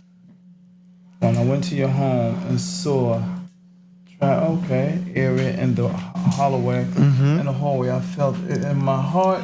There was something was missing. Wow, this is deep. Okay. That something was missing. And I said, what could he possibly? He came down, way down my way. Right? Right. And Danny came to me one day, and there was a councilwoman that I'm not gonna mention No doubt. that said that he was racist. Said that who was racist? That Danny was racist? That Danny was racist. Danny called me on the phone and spoke to me about it. He said he needed my help. I said, what's going on? Woman called me racist. So being that I had the coalition, we worked throughout the community. Let's all go down to City Hall. Let's fight for my brother. And I called her out. I know. Not only did I call her out, I'm bad, but Pete's worse. Pete's worse. Right. And me and Pete played good cop, bad cop. Right. You know what I mean? And they took that away about the racist bull stuff. Got it. You know what I mean? That went out the window. Out the window. No doubt. So Danny called me one day. He said, I know you with the wax factory and stuff like that. I mean, you think we can work together on something? And I said, yeah, we can work with something. I mean, let's put it together. We put our heads together and we gave the biggest car show in the history of New Jersey. Downtown. Downtown. That was downtown. I remember that. Wow. Downtown. Yeah. Crazy. Wow, that was big. Stage, That was big, That whatever was big. it may be. That was big. And The next week, he came to my house, and he said he went through my house. Like I said, my wife is unbelievable. You know, when it comes down to decorating, and her skills is so beyond what she thinks it is. Yeah. She's an unbelievable decorator. You came to my of course. event, and Beautiful, you yeah. had tents Beautiful. and all kinds of stuff like that. That ain't me. Right, that's her work. That's her work. Word. I just got the money. That's what's up. And she put it all together, and he walked through. He said, something's missing. And I said, what? He said, I know you lost your son. And it was devastating to you. And you help a lot of people out in the community. But this is what I want to do for you. And he came down with this. Oh, wow. Wow. And he said that this is what I want to do. You named the street after, wow. He's going to name a street after my son. And where is this at? He's still working on it. Oh, wow. He's still working on That's it. what's up. And I believe you in your word. That's what's up. Because that's all I got is my That's word. what's up. You know what I mean? That's what's up. So he's gonna do that. That's beautiful, man. That was dope. And whatever. You That's mean? dope. And he gonna put it where you're trying to put it. Don't matter where. No matter where it's at. Don't matter where. We just want to go look at it. That's what's up. We just want to go look at it. You mean? And That's beautiful, bro. I want to give Councilman Waterman Okay. her props. I know Pete. You know, with all that, you know, stuff Right. with Waterman. Everybody's situation is different. Everybody's situation is different. Exactly. You know what I mean? I'm working with Ice-T right now, and with the weed thing on 1 and 9 is there. Everybody's there. We had a grand opening and stuff like that, and a dispensary. Right. But it's not where you sell. Right. It's where you grow. Right. So, Speaking of Ice-T, good guy. good dude. I just did a podcast on him a few months back. Oh, with him? Yeah, not with him, but on him. On him. I did a reenactment. Reenactment. Yeah, everybody know that, he was pulled over. You heard about that? Yeah, I didn't hear about it, but You see that video? no, I ain't seen the video. He got pulled over by the police. Him? Him. It was him. Like I think it was Jersey. I don't know if it was Jersey or what, but he's going to the BMV and he had a little altercation with the police. But other than that, He ain't the guy. huh? He ain't the guy. Right. Yeah, that ain't the guy. Right. You mean you don't want to? Yeah, he showed with that. that. He showed that too. But he came to me, and he said that people called me and said ICE wants to talk to you about dispensary Right. that they want to open up on 1 and 9, not too far from Manhattan Avenue. And like I said, I have a big Rolodex and stuff like that. Right. And I called Councilman Waterman up on the phone. Okay. And she's like, where are you? I mean, because I can't tell you how many things that Councilman Waterman has done for me. Okay. You know what I That's mean? what's up. And I know people, this election is going to be evil. I mean, this election is going to be spitting and all kind of stuff like that. You know what I Wow. mean? There's only a few of us that should be there and should cover the city. That's deep. I'm not naming no names. Gotcha. You know what I mean? But, Danny is one of them. Councilman Waterman is another one. That, when you do things like I do, stuff with the wax factory and everything, it's all about practicing. You know what I mean? And they got enough practice. They got enough They got practice. a lot of experience. They got a lot of experience. Right. You know what I mean? To take this to another level. Gotcha. You know what I mean? And I believe in them. You know what I mean? The other people that's running for mayor, I mean, my wife worked with the one that was in charge of Hudson County. What's his name? That Pete likes an awful lot. What is his name? Bill O'Day? Bill O'Day. Got it. You know what I mean? And my wife, deceased wife, worked with him. You know what I mean? So we got history. You know what I mean? The other one that's running for not McCann. What's the other one? McGreevy. McGreevy. I got history with him, with my uncle. Okay. You know, from Piscataway. You know what I mean? So the point I'm making is the fact that, you know what I mean, if I tell you I'm gonna do something, You're gonna do it. I'm gonna do it. That's what's up. You know what I mean? If I don't show up, then you need to come look for me. No doubt. You know what I mean? Philip says, go to the chat real quick. My man Philip says, let me grab it real quick. Philip. What's good with you, Phil? Much love and respect. Thanks for tuning in. Appreciate you guys. If you can go ahead and share and like the page, I really appreciate it, man. If you can do that, show some support in that way. What Philip is that? Let me see it right quick. Hold on for a minute. That's my man, Flood. That's my man. That's my cousin. That's Flood. That's blood. Yeah, right? that's blood. Okay. That's what's up. Okay. That's blood right there, man. He said, "What's up, Preem? What's good with you, Phil? How you feel, brother? Much love." Yeah. Thanks for chiming in, brother. That's a dangerous guy right there, man. No He knows the rap game. He know a lot of stuff about that rap industry, bro. He's been everywhere. Yeah. You know what I mean? There's people that just need a break. Right. You know what I mean? And he's one of the guys that need a break. No doubt. His mom and I was very, very close. Y'all work close together too? Oh yeah, his mom and I, man. With Flood, man. Yeah, we worked together, man, on some stuff. I needed help. Right. You know what I mean? With the coalition. Right. You know, and she showed up and showed out. Showed out. Wow, that's what's up. Shout out to Miss Flood. Yeah, Miss Flood. You know what I mean? Respect. And respect for due. Miss Councilman Waterman and Danny. You know what I mean? And I'm proud of you, Danny, for doing the stuff down there for your heritage and people that's downtown, and you great. You know, I can always, you know, do a motto after you because of the fact that you really do nice big parties. You know what I mean? Wow. And I'm just looking forward to this mayor race right now because I'm supporting everybody.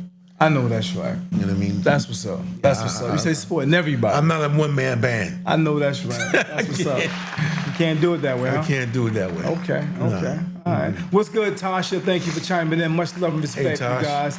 I see a few people on here, and if you come later, that's fine. If you come later and you're watching this right now, and you didn't watch it while it was live, if you can do me the favor, share it right now, like it, I appreciate it. And if you do that, just say done on the comment board, because it's very important that we get, you know, people's story out. This is his story. This is his, you know, his situation. This is his life. Life. He spilled out his, you know, his feelings and everything right here for you, to give you information. You know what I mean? And I think it should be, you know, celebrated in a sense by just sharing, because it's information you may come in contact or need later on. You may need this information he just spit out. I'm alive. Yeah, no doubt. Yeah, my man went through kidney failure. Kidney failure, You know what I mean? sickle cell, cancer, tumors, you name it, I had it. If you need information on it, I'll show you where to get it. The young lady said that she went through she went to chemo and she went through radiation. Alicia. Yep. Alicia. I got my own things about that. I don't know if you want to go if you want to deal with that. Well, she actually said that she told the doctor, no more. No more. I gotta give my body a rest for a month, because she said, David, I really believe if I would have did that bag, you wouldn't have been here. I would have been gone. She gave her body a chance to rest, got some proteins and all this other stuff to fill up her body to get strong. And the doctor says to her, you something else. She said, I know. Because when you go through that chemo, it attacks all your cells, not just one cell. Good cells and bad. Good cells and bad, but depending where you go. Different hospitals have different machines that can attack that one specific area that won't affect the other areas. I mean, my son was going through some stuff in the hospital, Trevor, and he one thing about Trev is that he was always particular about his clothes. His clothes. Clothes. Okay, got you. Particular about his hair. Particular about his. You couldn't catch him at a place. Right. You know what I mean? Right. And one day, I called a barber up. I don't even know if it might have been you, but it wasn't you because you'd have been in the hospital. Right. Another barber, he came to the house, the hospital, and cut his hair. Right. Did a wonderful job and everything. Then his hair grew back because, you know, when you go through chemo, you know what I mean, your hair gets thin, but it looks beautiful. Right. It comes back beautiful. Got it. You know what I mean? That means your body's you're getting clean. Yeah. You're getting clean. And it came back to him. And then I went into the bathroom to wash him up. And I took the, I'm sorry, That's all right. the towel and washed his face and washed his hair. And in the towel, there was all his hair particles from his head. All is what I hear. I'm sorry. His hair particles Oh wow! Inside the towel. that came out. Got you. Just by wiping his hair, washing his hair. Yeah, he said, Mike, my hair's falling out. And me, I gotta come up with something right now. Right now. Right now for his. Right now. Right now, not later. I gotta come up with something right now. I said, Trev, that ain't nothing. You mean? That was the. That ain't nothing. Wow, Man, that's it's deep. gonna grow back even beautiful, man. It's gonna grow back unbelievable. It's gonna grow back. Don't worry about that. Come on, let's go back out. Word. You know what I mean? Took it off his mind. Yeah, and then his friends came up and hung out with him and just took it off his mind. Yeah. Because when you're going through that, you need somebody Trust me, I know. Yeah. right That's deep. beside you. That's deep, bro. Because you can't cry no more tears. Your teardrops dry up. You know, one time my teardrops dropped and I lost by kneeling down in the street praying for somebody that's not here anymore. Do you know how many times I went back to a fire, To a location that you was to a at. location I was at that night to ask the people if they okay? That the fire department don't knew. I know I did. Wow. Because I felt some kind of way. Got it. That it might have been, you know, I could have did something different to help them with this situation. Right. There's two things that I worry about when I go to a fire and somebody I'm working on. What's that? Most of the times, you know, when you go and I'm working and I work 4 times a week or whatever, 5, 6 times a week. Right. At least 3 of those times you're gonna do CPR on somebody, Wow. which is one of the hardest things that you ever want to come through, because you get winded and tired and all that like that. CPR is tough on people's bodies. Right. You know what I mean? Yeah. Because you pumping. But you know what the hardest part is? When you do CPR on your friends, your loved ones. Muwa. Remember Muwa? I played basketball? I just CPR on him. Wow. Like Mr. Hunter from Lincoln High School, Yeah, Hunter. I did CPR on him. Wow. Those are the things that you remember. Stays with you, man. Stays with you. That's my coach. Wow. And when I get inside and they say he's upstairs on the 2nd floor and everything, and I get upstairs and everything, and then I get on my knees and I'll pull him off the bed and start doing CPR. Whoa. And it's him. It's him. Wow. That's deep, bro. Like, you know, so now, you know, because the city and the EMTs, they come together, and the EMTs are the ones that call it. Like, this is it. That's it. You know what I mean? Call it. Call you know it, what I mean? it's done. But you got the mom, the sister, around you. the family. Keep going. Keep going. Yeah, You know what I mean? yeah. And I sometimes have to tell the EMT, do me a favor. Yeah. Give me 3 minutes. Bro, you don't understand how that just resonated with me. Give me 3 minutes. My father has had a situation a few months back, Yeah. and he had COPD. Yeah. So he was gasping for air. Yeah. I called the ambulance. Yeah. I put the nebulizer on him, tried to do what I can do, make it happen. And he Yeah. was going out. So the ambulance got here Yeah. and they said, they asked to move back on everything. So I backed up and they trying to do what they do. And they like, yeah, he'll be all right. We did about 3 of these tonight. Yeah. Yeah. So as I'm looking at my father's eyes, I said, "This different, bro. It's different. This different. I've seen him go through it a lot already. So Yeah. this different. This different. And he was like going out, eyes in his back of head. And sure enough, while they trying to put the thing on him, Yeah. He went out. he went out. He went out. Teeth tight, Yeah. stiff, Yeah. laid out. Dragged him in here, Yeah. pumping. First they was Yeah. pumping in there for a minute, Yeah. but to bring him in here, they pumping. Yeah. And I was just like, yo, keep going. You keep going. You know what I mean? gotta have somebody Like, there. You got anything? You got anything? Nah. They was like, nah. Yeah. I said, man, keep going, bro. Yeah. Come on, Dad, breathe. Yeah. Yeah. And bro, he came out of it, bro. Came out of it. Yeah. Somebody said, "Give me 2 more minutes." Damn. Somebody said, "Give me 2 more minutes." Same thing happened to wifey. I can say. I mean, I had a call one day on Carteret, and they said a woman was down and she's not breathing and whatever case may be. So, if we get that call at Engine 8, we on our way. Right. I mean, we going because we know we strapping up because of the fact that we about to do CPR on somebody. Right. And when I get inside the house, I see a white speaker, like that speaker right there on the table. Right. I said, "What is that speaker?" I don't know if that's a microphone. I don't know exactly what that is. Right.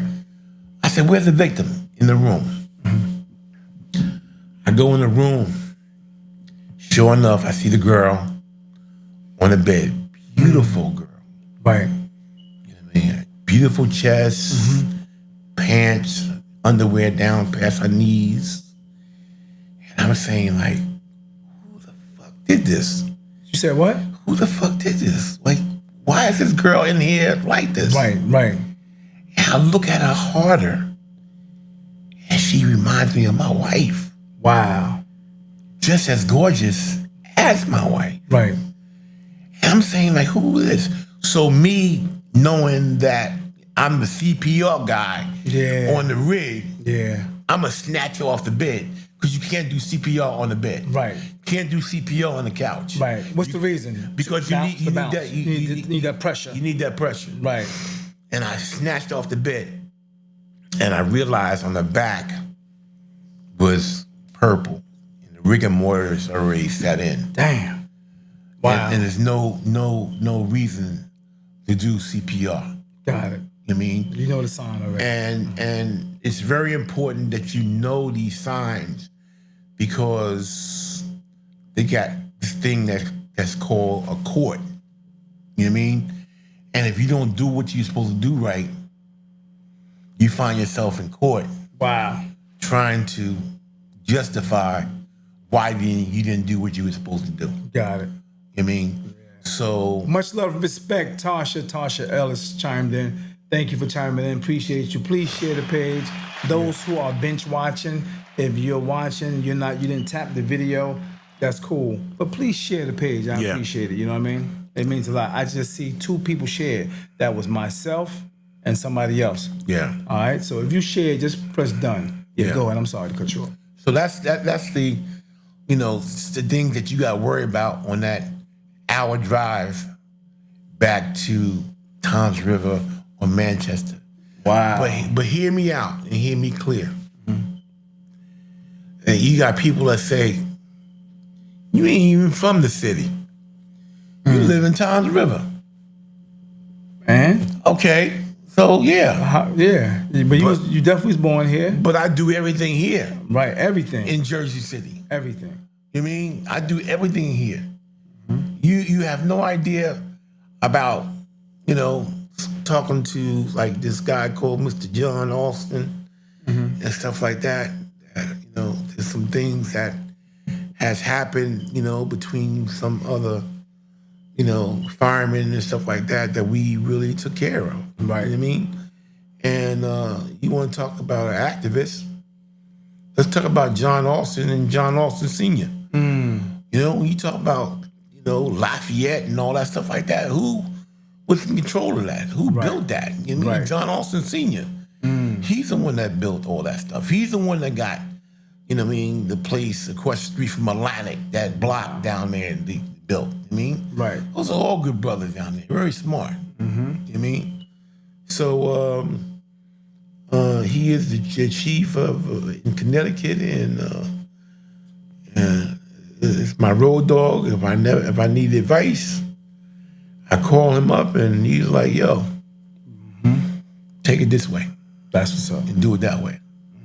You know what I mean? So getting back to those guys that did the N word and the captains that said what they said about you people, whatever. Right. The young man that did the N thing was fired, Okay. and the two captains were let go That's what's up. because of the fact that the Jersey City Fire Department,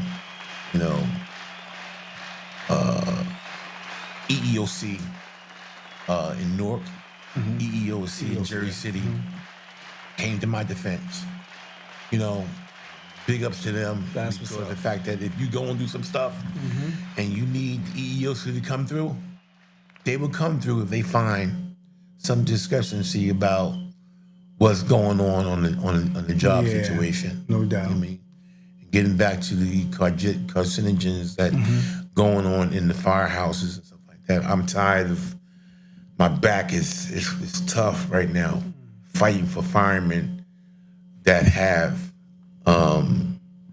cancer, that I've taken to different hospitals and fighting for their lives and praying for them. And people call me on the phone, African American, Caucasian, don't make a difference.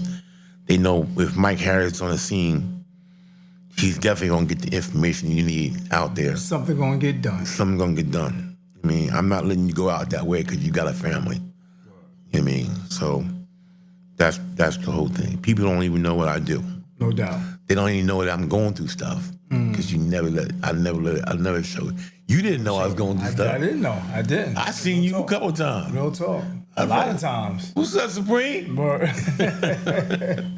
yeah. What's up, kid? Yeah. What's going on, Michelle Jones? What's good? Thank you. I appreciate you chiming in. If you could do me the favor, Michelle, share the page. Thank you. If you can support me in that way, I appreciate it. Yeah. That's deep though, bro, Mike. Yeah, man. I knew I had a lot to say.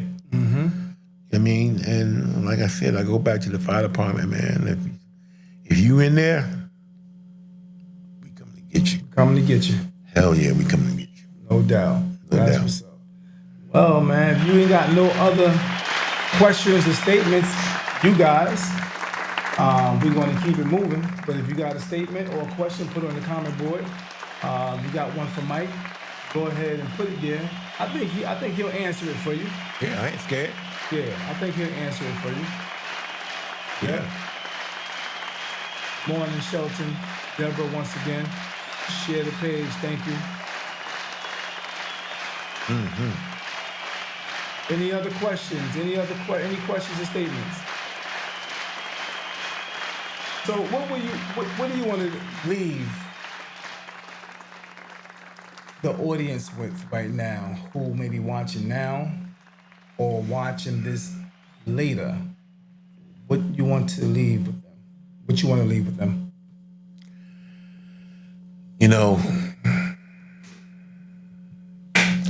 It's tough when you fight by yourself. It's tough when you gotta go through someone that's battling sickle cell, someone that's battling cancer or kidney failure, whatever the case may be. And the doctor tell you that's it. Wow. Yeah. And I remember when the doctor, 'cause like I said, there's certain hospitals that you can go to that have no bedside manner.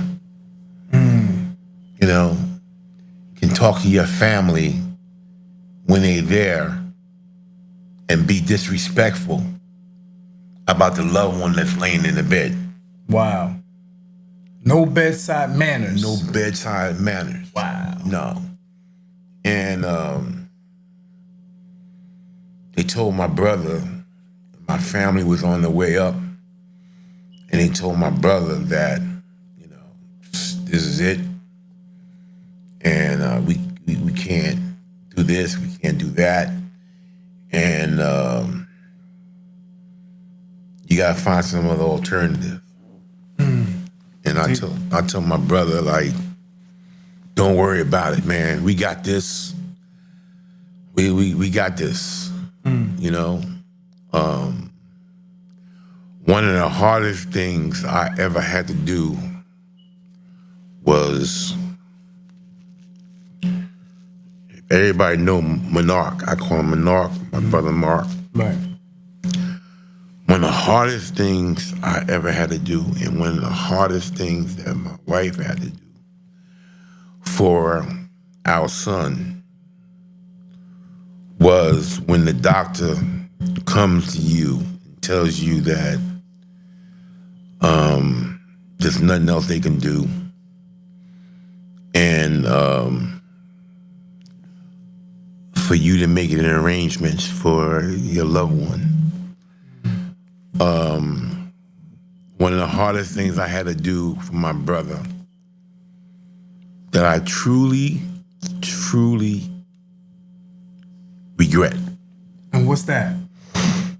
And that was not telling my brother that this was it. Wow. Not telling my brother that, my brother said to me, Mike, they're not feeding me through the tube. When are they gonna feed me? And I said, I went outside and I talked to the doctor, and he says,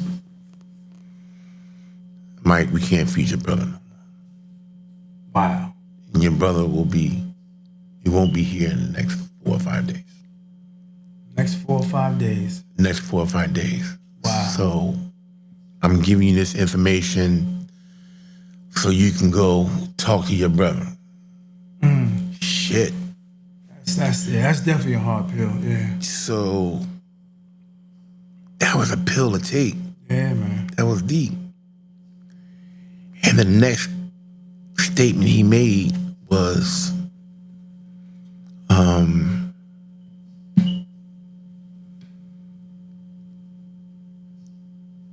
is he gonna sign the paperwork for do not resuscitate?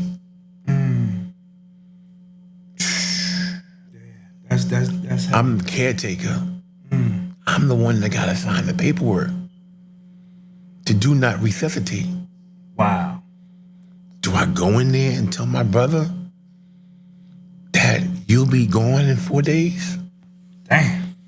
Or do I lie to him and tell him that they're gonna feed you in a tomorrow? minute. Wow. How deep is that? That's overly deep, bro. What do you do? Damn. What did you do? I knew that my brother was gonna pass in about 4 or 5 days. I remember telling my wife, and my brother said to me clearly, Mike, I'm not ready to go in no box. Damn. So I said to him, Mark, I'm working this out, bro. We in a fight right now. No, I'm working this out. So I watched my brother get back in the bed, and the pain that he was going through was unbearable in the stomach. And I watched my brother get back in the bed and just crawl up like a ball and inhale that pain like he was getting. And then watch him disintegrate within 3 or 4 days. And then the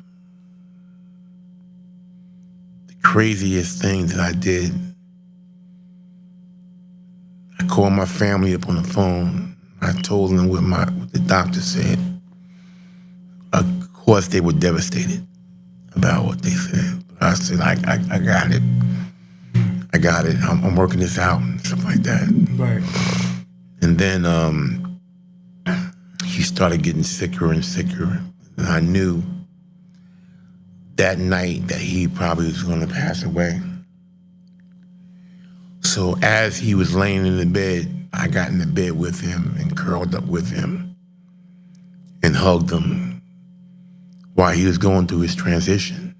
Right. And the funniest thing happened. He woke up. Wow. And he walked to the bathroom. And he said, "What's up, Mike?" And I was like, "Mark, you up?" He said, "Yeah, I'm up." Went to the bathroom, came out. He laid there. And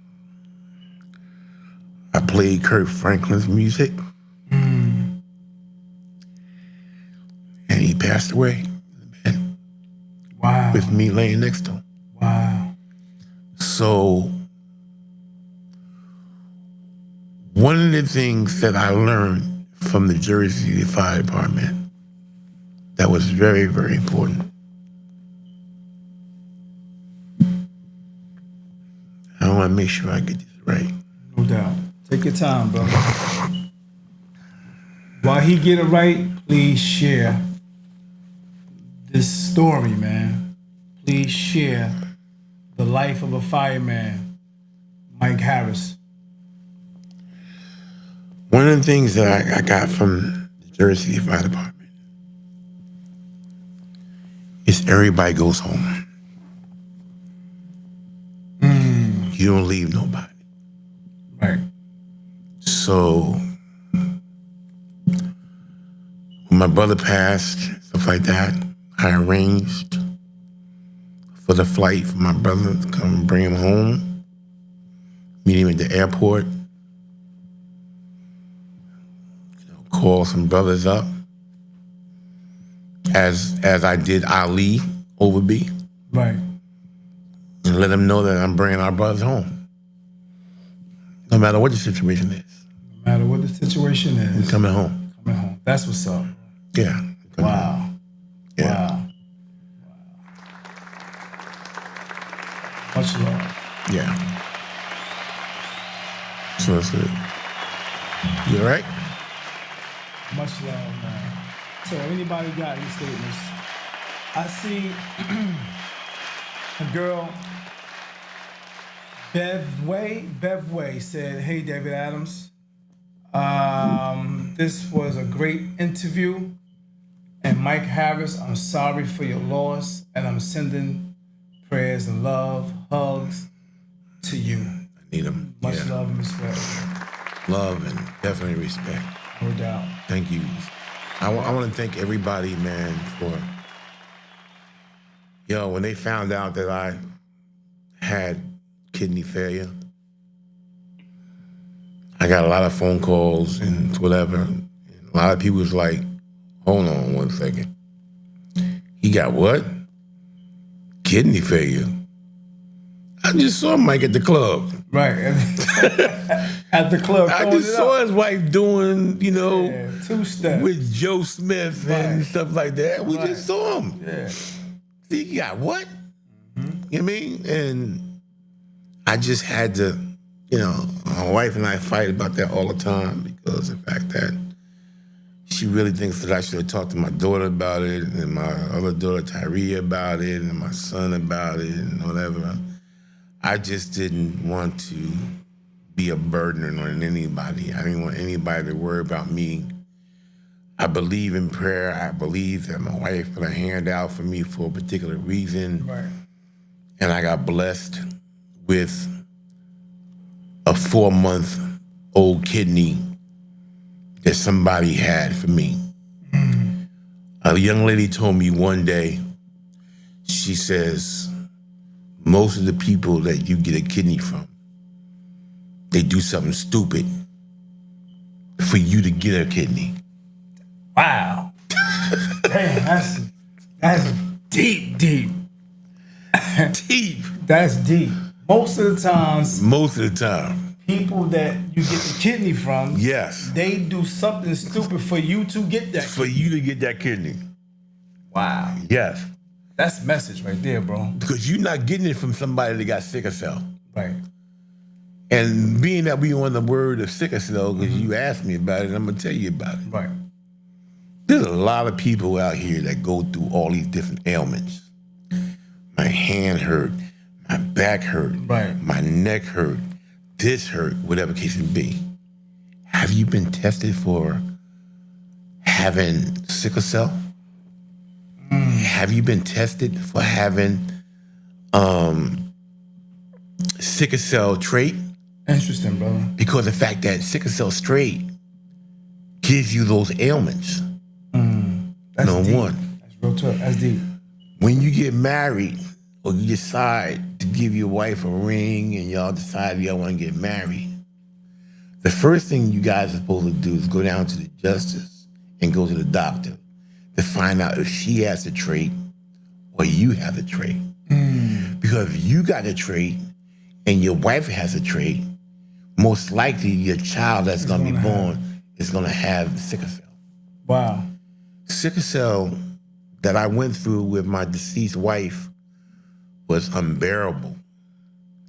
She was in so much pain, so much agony, to where when they found her on the floor, her facial expression told everything. What was that?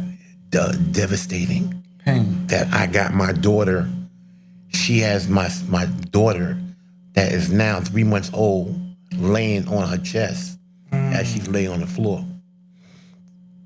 Wow. My daughter don't even know that. Wow. My daughter don't even know that. She know now. She know now. Wow. She don't know what my wife went through, Steve's wife going through in that bed when she's fighting, you know, just to lay next to me. Because of the fact that she's in so much pain. And she wants to be a great wife. Yeah. And still perform food and cook and stuff like that. Right.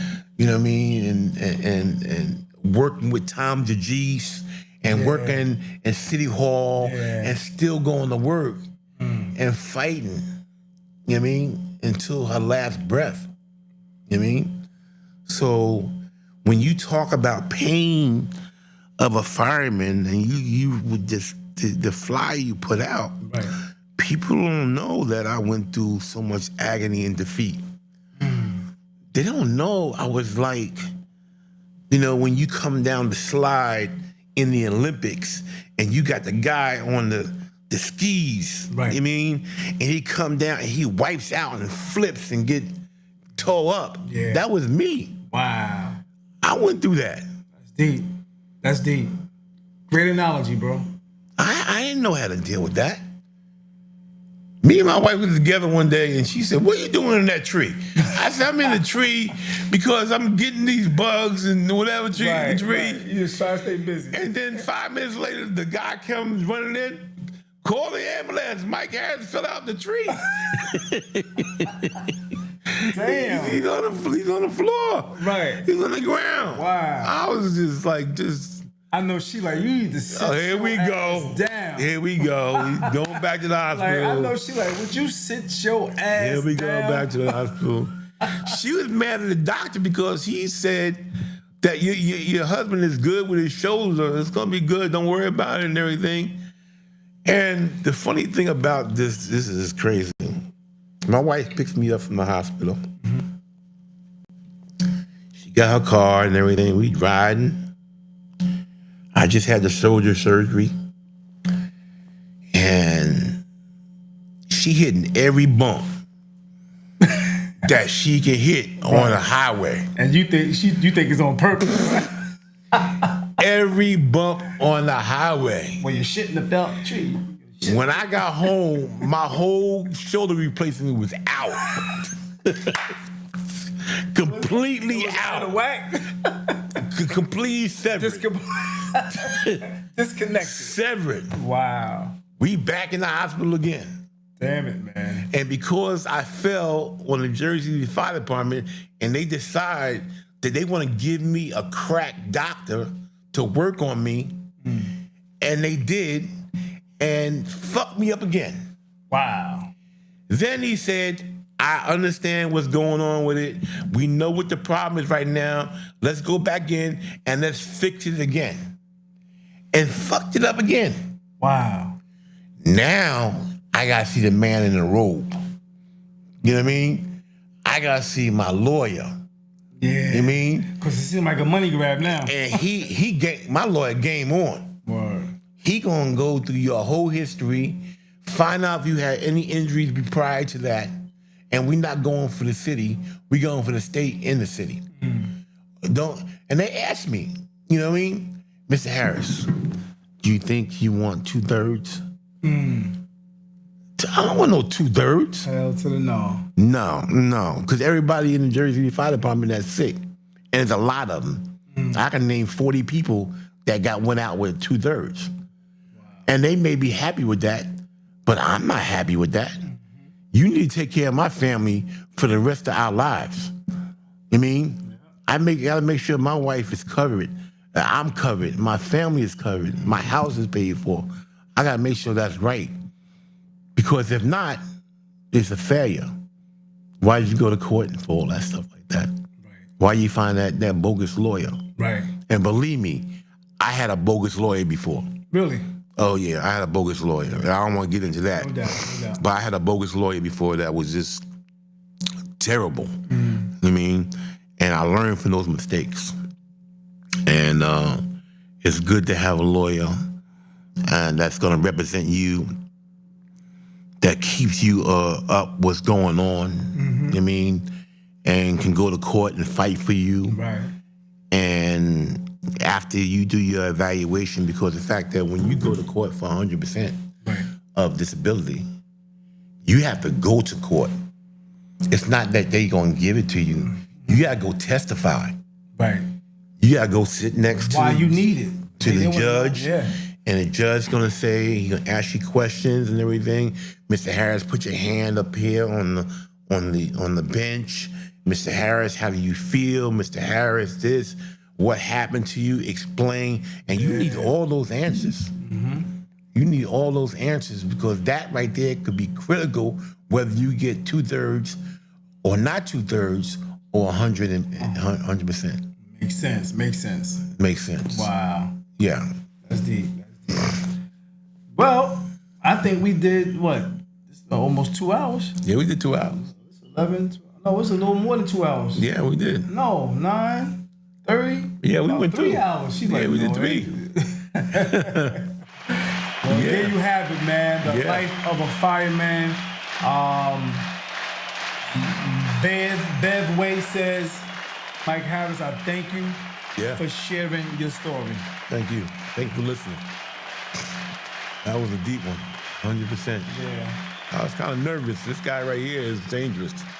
He asked you some questions like, I don't know where you pull that from. Like, I remember when you talked to me about my son one day and I wasn't prepared for it. Right. And I said, this guy right here, he's Hey, man, I want to know. People want to know, too. Yeah, he asked me some questions I ain't ready for like that. And I figured that was coming. Yeah, but I appreciate you, being transparent, though. You know what I mean? Man, I thank you for everything that you've done. No doubt. For the community. I watch all your different, videos that you put out there. Pete, keep up the fight. No doubt. And if anybody gets a chance to look at my Facebook, if anybody gets a chance to look at Dave Adams' video or stuff that I sent him with the $16 to $28 an hour, the 3 girls that were put into the union. Yeah, I'm gonna have to edit all that into that. Yeah, you gotta edit it. Yeah. You know what I mean? So that's the whole thing. It's about keep up the fight. No doubt, man. Appreciate you, brother. Much Good job, Pete. You've been D.A.P, brother. Yeah. You've been D.A.P. Big time. Much love. Thank you, man. Thank you. Thank y'all. No doubt. Peace and blessings, y'all. Big Share Mike the Harris. page. We out. The only person that said done was Bev Way, who shared the page. Thank you, Beth. Much love. Much love. Appreciate you. Big Mike. Yeah.